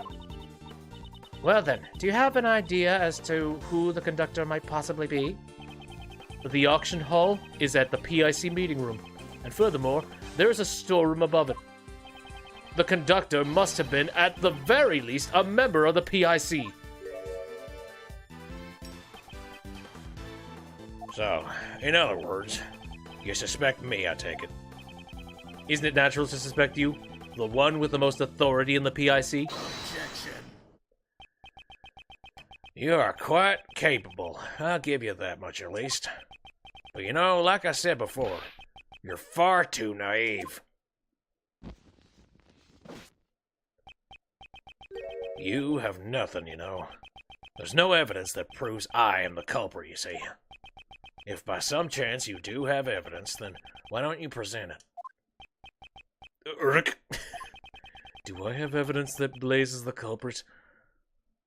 I don't know, but I'm going to save here just to see. I'm going to try and say no. Because a lot of times in this games, like, this is just a trick out, a trick out question. And it is to part 1, so I probably don't. Blaze himself has suggested that he is the criminal. He's been showing that strange self-confidence for a while now. He knows that there is not a single piece of evidence left behind to incriminate him. If you play with fire, you're gonna get burned, Edgeworth. Just kidding. I always wanted to say that, you know.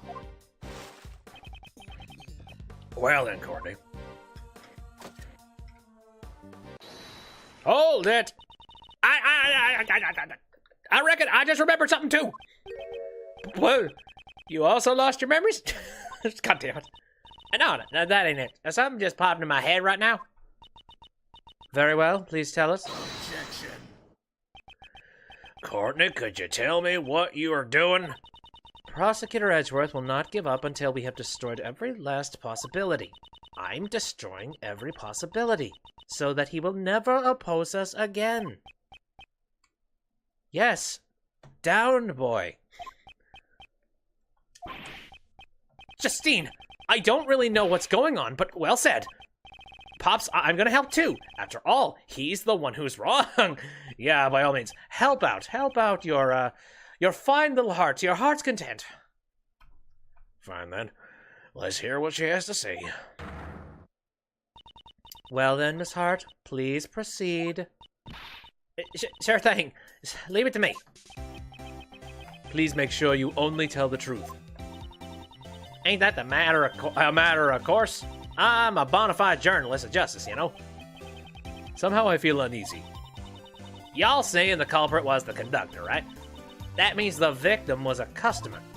Now, here's where it gets much strange. You see, there were 11 people at the auction. When the auction continued after the incident, I went straight on over and snuck a peek down below. You don't mean... That's exactly what I mean. All 11 people were still there, present and accounted for. What? Are you sure about that? Sure, I'm sure. I saw it with my own 2 eyes. So it started with 11 people, and there were still 11 people after the murder? Was it a ghost? Shit. You know, Sebastian, normally a prosecutor would call that a contradiction, you know. Yeah, but he is not a cop. Yeah, he is definitely not a prosecutor. Were there really no changes in the auction at all? Really, I'm telling you, the auction just went on like normal. But there was one itty-bitty thing, though. What was it? You know those hammers you always see at an auction? Like the one that lady's using over there? An auction gavel, perhaps. Yeah, that's the one. Judge's gavel. All of a sudden, I couldn't hear the sound no more. It'd been banging away just prior to it. The sound of the gavel? Does that have anything to do with the case? Strange. There's a gavel. If Miss Hart's testimony is the truth, then this matter has taken a grave turn. If the victim was neither the conductor nor a customer, the very foundation of Prosecutor Edgeworth's reasoning would collapse. Justice prevails, as they say. I hope you've learned your lesson, Mr. Edgeworth. Mr. Edgeworth, there really is nothing we can do. We have a tape proving that somebody murdered somebody. I guess it could have been your voice changer. Whatever. It's not over yet. Some mysteries still remain. I have to think. If I don't, then Kay will be... Did you get the answer you wanted this time? Well then, a deal's a deal. Oh, hi! Please wait, Mr. Chairman. I believe it's still too early to make a judgment. There are still a few mysteries left in this case. Until we have solved them all, we cannot call this a complete victory. Isn't that right, Prosecutor Edgeworth? I was expecting you to shout. Hold it, like you always do. Yes, of course. Once again, Judge Courtney has come to my aid. Well then, what is it? What sort of mysteries are left? Well, of course, there's the contradiction in the autopsy report. That kind of thing. Ah, yes. I brought her in. Hello, frail lady. Ooh, what's wrong? Why were we suddenly called here? Did someone suddenly get sick? I'll begin preparing a compressed stat. Ouch! What? What'd you call me here for? Did something happen? Dr. Young, Miss Jensen, you have my gratitude for taking the trouble to come here. This won't take long, so please relax. Tell me what in blazes is going on. Of course. We called you here because something came up. Judge Courtney, just what are you planning? Bonnie Young, under the divine rule of the law, please answer truthfully. There were no mistakes in your autopsy report, correct? Granny would never make a mistake. That's certainly strange. Was it? This court has found an error in Dr. Young's autopsy report. Dr. Young, please tell the truth. Did you falsify the autopsy report? That's terrible! How can you accuse her of that? What? I have no idea what you are talking about. Why would I do such a thing in the first place? To protect the true culprits, of course. What you talking about? I would never do such a thing. How strange. In that case, why would there be an error in the autopsy report, I wonder? Prosecutor Edgeworth, what do you think? I think this is a load of crock and bullshit, but... Oh, I expected you to press into her statement like you normally do. Why is she taking control of the situation and trying to help me? I don't know what her goal is, but I must play along. If the autopsy report you gave to Sebastian had been authentic, then the error should not have been there. Wait a minute! I didn't do anything! That is what we will figure out from this point on. Firstly, Dr. Young, I'd like to hear your testimony. Why do you want to hear her testimony? It would be pointless. I'll be the one who decides whether or not it is pointless, not you. There are patients waiting for us. What? But Granny, ouch. Anyway, we don't have time for this. Is there any way I could convince you this is of the utmost importance? Mr. Miles Edgeworth, Granny says she'll testify, so please try to finish this quickly. If we don't return soon, there will be people in terrible suffering. And yet you were lollygagging about on the viewing platform earlier. I promise you this won't take long. Only if she tells me the truth, of course. But that never happens, so... Yeah, be prepared for another 2 hours. There are no mistakes in Granny's autopsy report. I've been working with corpses longer than you've been alive. There's no way I'd make a mistake in writing the autopsy report. I've got nothing to gain from falsifying the autopsy report. Is what she says. See, there's nothing strange at all. Yes, that's right, there's no way she would falsify, you see? Under the name of the goddess of law, do you swear that this testimony is the truth? Of course, Granny would never tell a lie. We were asking Dr. Young. We do not need to hear from a third party. But that's kind of how it works. I'm not a third party, I'm on Granny's side. If you raise an objection to my testimony, you'd best prepare yourself, you ex-prosecutor. I will definitely expose the contradiction in the autopsy report.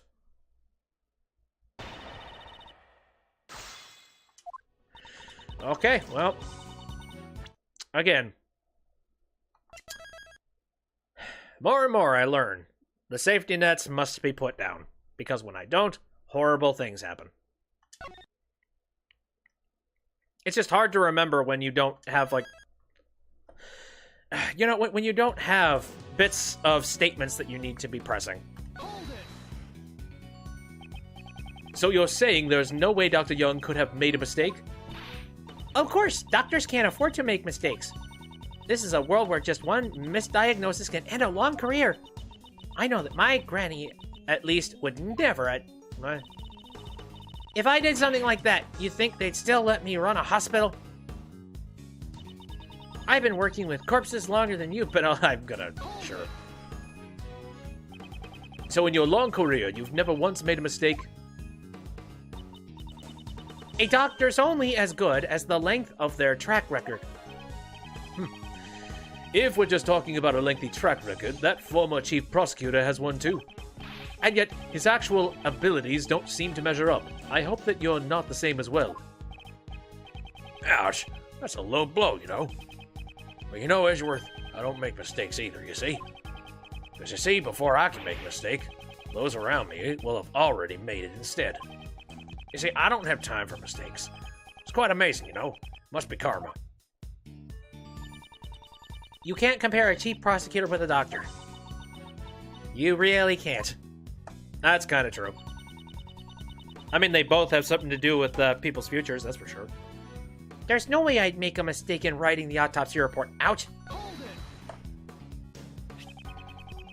The victim wore this raincoat after suffering a blow to the head, and yet there was not a single drop of blood on the front of the raincoat. Therefore, it's impossible for the head wound to have been post-mortem. Well, that... Ow. I don't need you to tell me that. That's what I wrote down from the very beginning.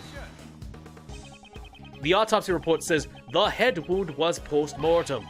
That's completely different.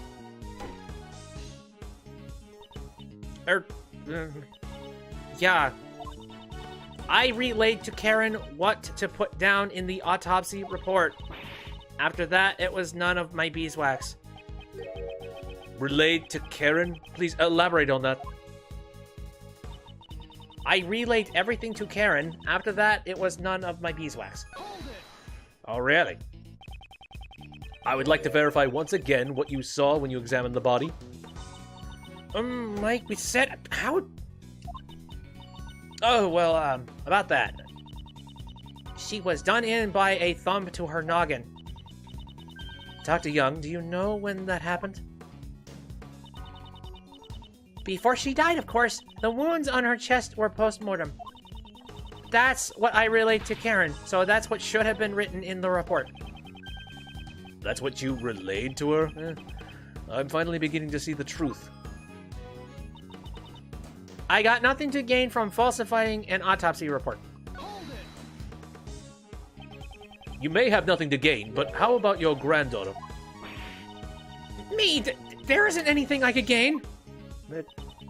If Karen had something to gain, then that girl of yours might have something too. How dare you accuse my little girl, who has never done harm to anybody? Yeah, aren't you ashamed of yourself? She should address those words to Blaze instead of me.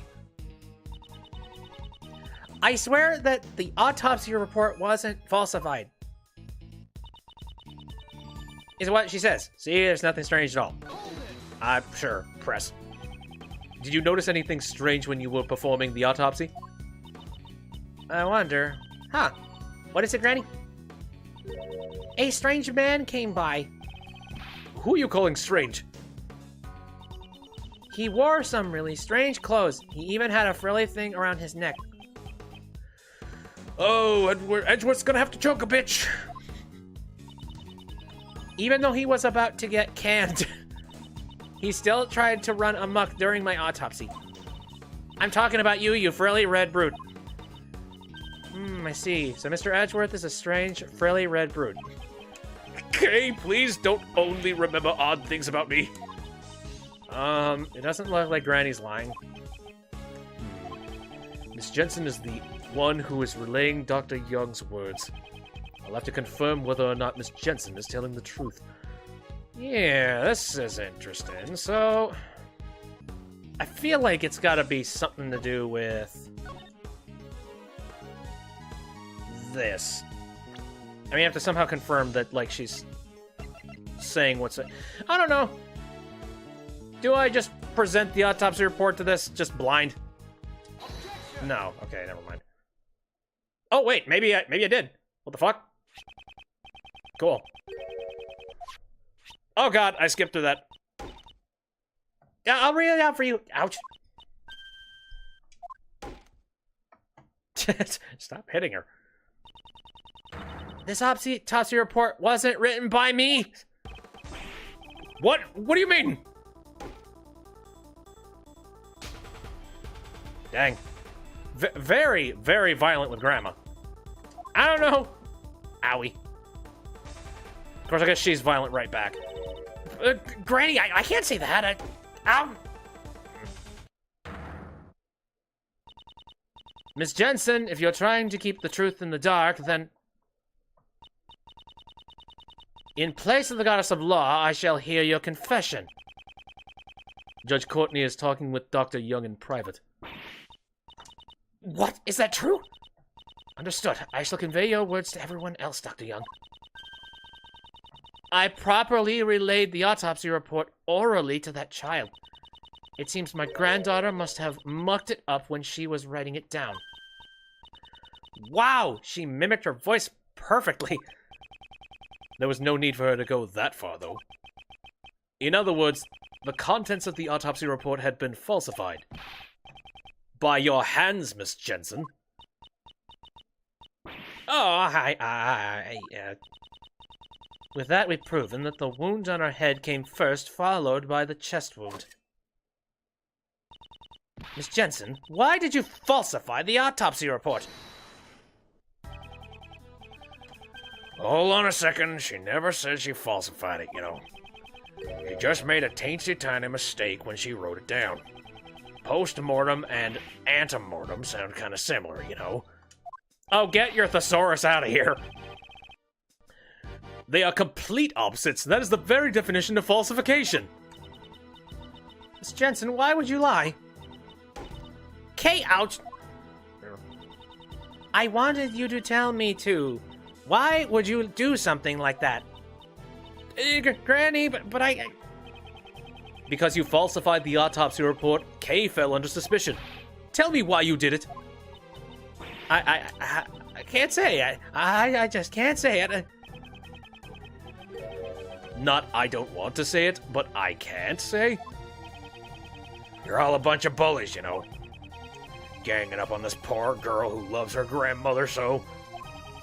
Boy, you're one to talk, you bully. She's totally unrelated to this. I think we can forgive her for one tiny mistake. That won't do. Aren't you the one with the most to lose if she testifies? What are you saying? You see, as a former prosecutor, you'll have to speak a little more clearly, you know? Shut up. My vocal cords work just as well as they did before. Very well. As you wish, I shall answer clearly. Miss Jensen played an essential role in this case. Oh, God. I'm saving in case I make the wrong move here. I don't know if she did it. Oh, I think I might have an idea of what might have happened. She was the true culprit. She was the victim. She was the accomplice. Miss Jensen falsified the autopsy report in order to assist the true culprit. Ouch! This girl is an accomplice? What's your basis for that claim? It was impossible for a single person to commit this crime in the first place.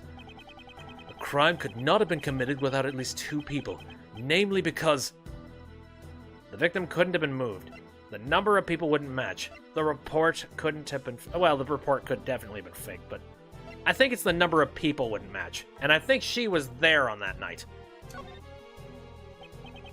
if the conductor was the culprit and one of the auction guests was the victim, it would contradict the witness's testimony that there were 11 people after the incident.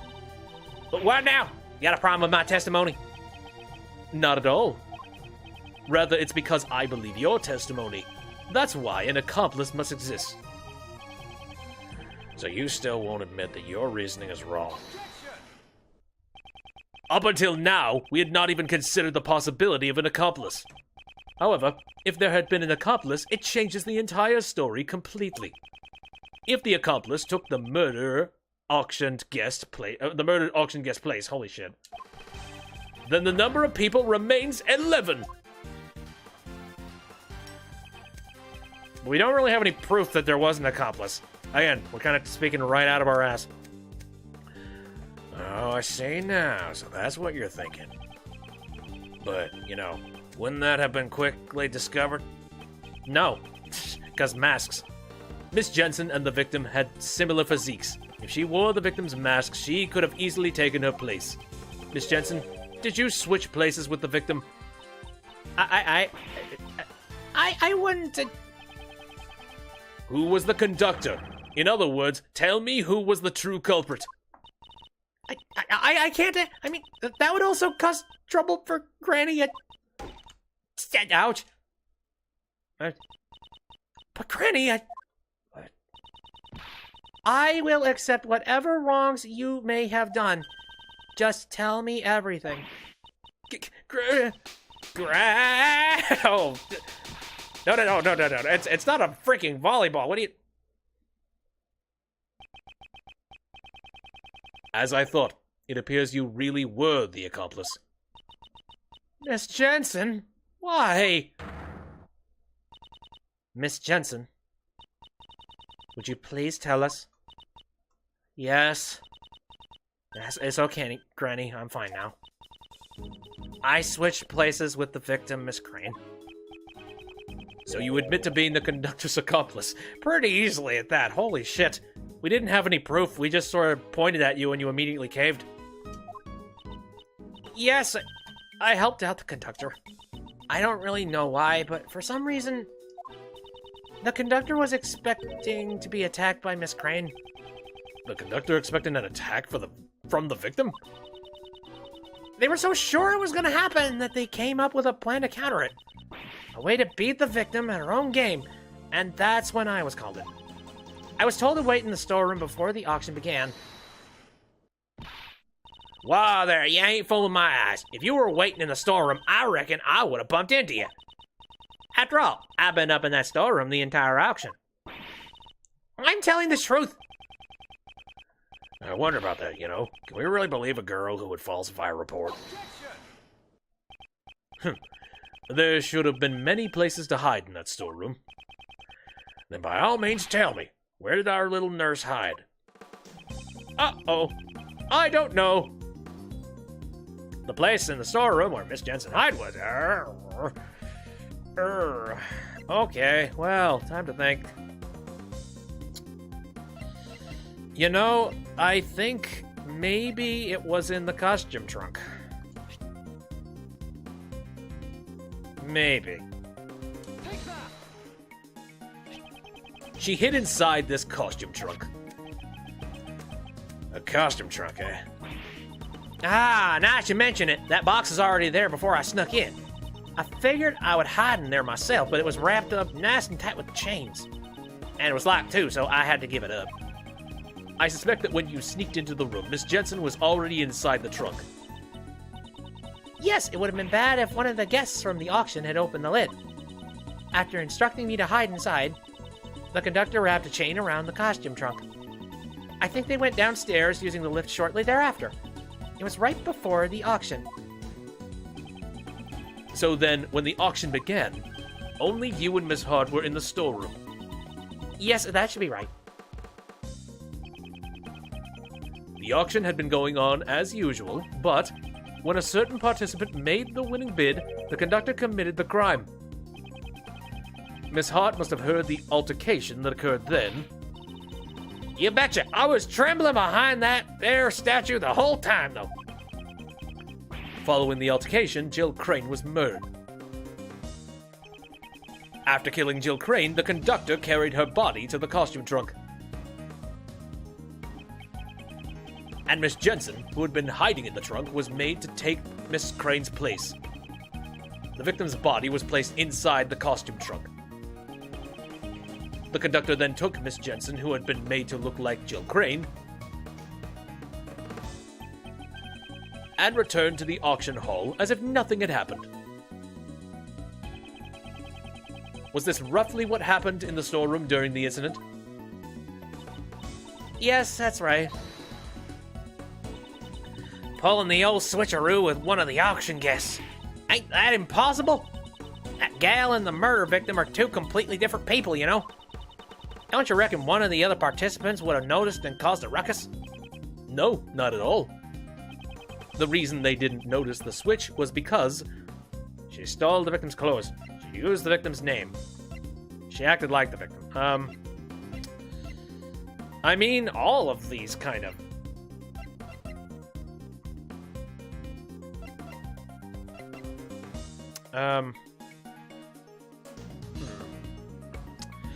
Actually, yeah, she probably stole the victim's clothes, which I guess in some capacity that would make grabbing the hoodie make a lot of sense. What I can tell, Miss Jensen and the victim appeared to have a similar physique. Furthermore, there was a rule requiring a mask to be worn during the auction. If their clothes were the same, I doubt anyone would have noticed she was a different person. Yes, I blended right in. I borrowed Miss Crane's clothes and I'm... Huh? You mustn't embarrass the dead like that. I know, I also thought it was pretty heartless to leave her exposed like that. So when the conductor wasn't looking, I covered her up in the raincoat that was up for auction. So she was the one who put the red raincoat on the victim. And then the auction resumed as if nothing had happened. I reckon I took the picture of her in the red raincoat after that. That'd make all the facts line up. After I took the photo, I went over to the lift to sneak a peek down below. I witnessed the 11 participants, and then I hightailed it back behind the statue. But don't tell me you were hiding there the entire time until we found you. No, that's it. How should I put it? What is it? Did something happen? I didn't mention it before, but after that, I might have dozed off a little. That's, whatever. You're a camper. Actually, well, no. The reason she camped was because she wanted to get a picture of a Loch Ness monster. God, I don't even know you. You are an enigma woman. To be more precise, I fainted? Something like that. So something did happen. That ain't no big deal. Kind of embarrassing to say, though. There was this huge thump sound all of a sudden. I was a little surprised by that. It was right after I just witnessed a murder, so I was shaking in my boots. My heart sort of tightened up, and I was off to La La Land. When I woke up, it was already the next day around the time y'all came by the storeroom. I see. So there was a large sound. Miss Hart, I take it you do not know what transpired in the storeroom beyond this point? I guess. But after the auction, all the masks were properly returned. So I reckon the participants had exited through the storeroom, just like I'd done said. Miss Jensen, what were your actions after the auction resumed? I took the victim's place and participated in the auction. The conductor instructed me to win the bid for the costume trunk, because the body was inside it. It would have been bad if another auction guest won the bid for it. You didn't realize the body was empty? No, we only found out when I came up to the storeroom to pay the bill. The conductor was with me and told me to go search for her immediately. And then I found another girl collapsed in front of the ladder. Kay. Yeah, she probably fell down from the roof and lost consciousness. Maybe the victim left the hatch open when she went up to the rooftop? I understand now. Kay was surprised at seeing the collapsed victim and did not notice the open hatch. She must have missed her footing and fell down into the storeroom. Miss Hart, I have determined the sound that made you faint. It was likely the sound of Kay falling onto the storeroom floor. That might have been it, though I reckon it'd be kind of pathetic to faint over something like that. Well, you are kind of a pathetic woman, so yes. When Miss Jensen found the unconscious Kay, Miss Hart was also unconscious behind the statue. The situation is becoming clear to me. Miss Jensen, please continue your story. After I found Kay and the victim, I put them both in the trunk. If the customers at the auction found out, there would have been a huge commotion. Was this an order from the conductor as well? Yes, it was. But since I secretly decided to put the raincoat on Miss Crane, I had to dispose of the raincoat without the conductor noticing.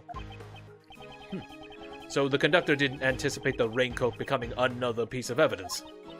And finally, we dressed Miss Crane in a spare conductor's outfit. I see.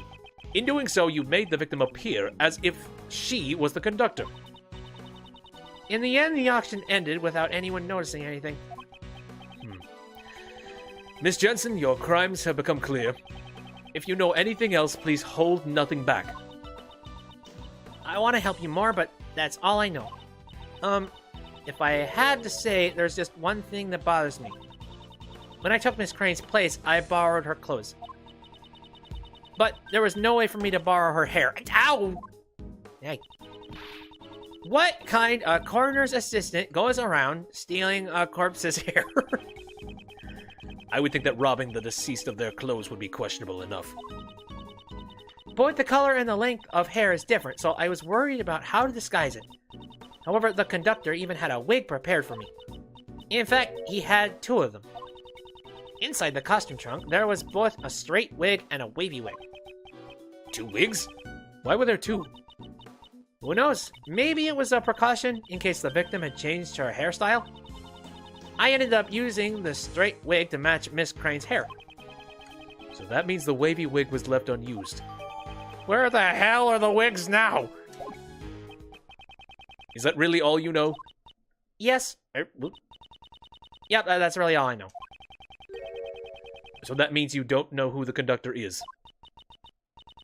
I'm sorry. I only knew that person as the auction conductor. I never saw that person without a mask on. The conductor seemed to be on guard towards everybody. At this rate...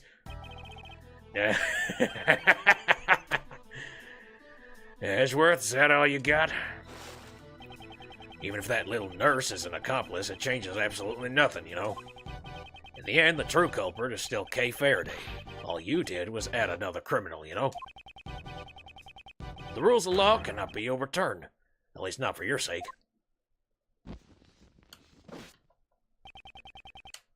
Is this as far as... Wait, I've got it. Wrong. Different voice. Is this as far as I go? Am I unable to save Kay? Objection! But someone is!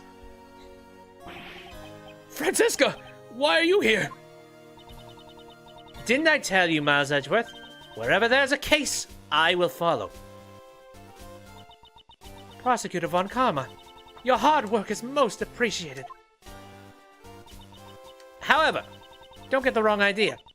I only came here to find out the truth behind what happened to Kay Faraday.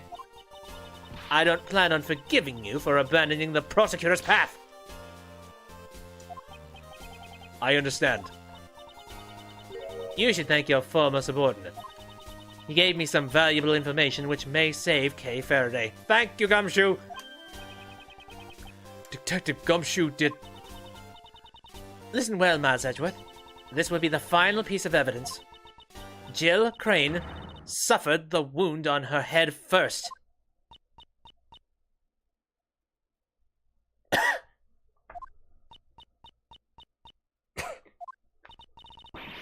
Well, someone say something. Well, I hate to say it, but, we already proved that. Already proved it? Yes, well, just a few minutes ago. You should have told me sooner. You're the one who barged in here and started talking. Well then, does that mean you found out what the murder weapon was already? No, not yet. Is that so? In that case, listen well. The victim was struck on the head with a blunt cylindrical object. That wound on her chest was suffered post-mortem. A cylindrical murder weapon. Cylinder.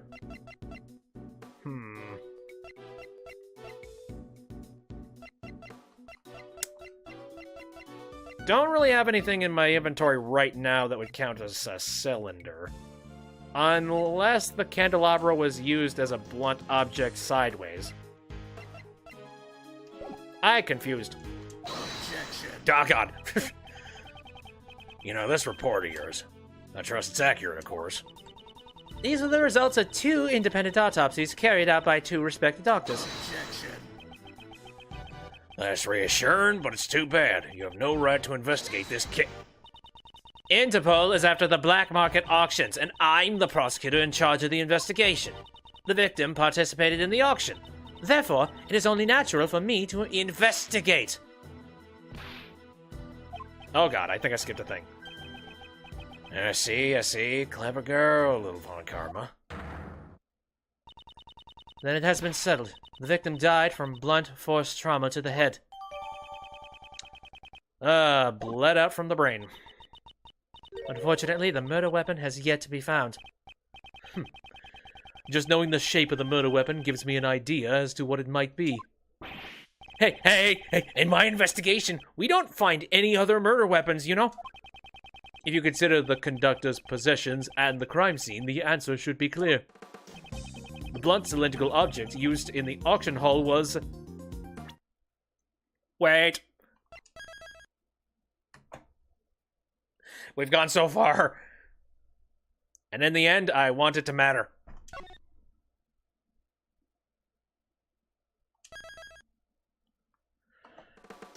Judge Courtney's gavel. An auction gavel. Yeah, it's gotta be an auction gavel. It was something the conductor held in their hand during the auction. Namely, an auction gavel. Oh my god, I understand now. An auction gavel? We didn't find anything like that! If the culprit is the conductor, it is possible that the gavel may be the murder weapon. However, that alone is not reason enough, wouldn't you agree? Of course, I have proof to back it up. This piece of evidence proves that the murder weapon is the auction gavel. And that would have to be Lotta's testimony, because now she states the auction continued, however, the sound of the gavel was not heard afterwards. According to Miss Hart's testimony, after the victim had been murdered, it seems she suddenly stopped hearing the sound of the gavel during the auction. However, she had been able to hear it up until then. Why was that, you ask? It was because it had been used as the murder weapon and was covered in the victim's blood. And if it were used, boy, that would have been an interesting sight. Slam, slam, splash, splash. It became necessary to dispose of it, isn't that right? Blaze the best. I'll have a search for the murder weapon performed immediately. Well, good luck with that, you know. You gotta work as hard as you can while you're still young, see? He's completely confident that we won't find it. Which fireplace did you throw it in? Well then, while the search for the murder weapon continues, I hereby call for a brief recess. To be continued. And I don't know how many more parts there are after this. It might be worth it, it might not be. If it's not worth it, and if it turns out that this next chapter is not really long, I'll do the next part, and then the start of the next chapter afterwards. But wow, it is late in the night, and I've been streaming for a while, and I had to skip through a whole bunch of stuff of me, like, failing to do right about it. And also, my throat's starting to hurt. And I'm tired. Here, let's just complain about everything for the next 20 minutes. No, I'm done here. So thanks everybody within the Twitch, the YouTube. Some people popped in here and there. I appreciate it very much. If you want to take a look at this episode after it's done, I'm definitely going to be taking this to a chopping block for the parts where I got stuck, or if I had to go back and skip through a whole bunch of the game to get back to where we were. I'll be cutting those things down, and I'll be uploading it to the YouTube channel after it's done. I stream on Saturdays, Sundays, and Wednesdays, all of them starting at around 7 o'clock p.m. Central Standard Time. Some other stuff that I'm currently playing.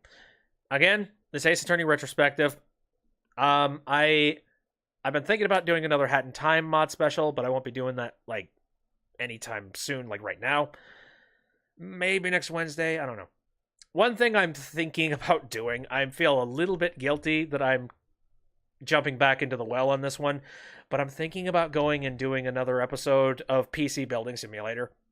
I'm not going to lie, I don't know if it's all that interesting to watch somebody futz around with a PC, but personally, just, playing around with parts and stuff and fixing people's computers, it moves my gears, it makes me interested, I get excited about it, and honestly, I've been kind of itchy since I put it down, and I kind of want to play it again on the stream.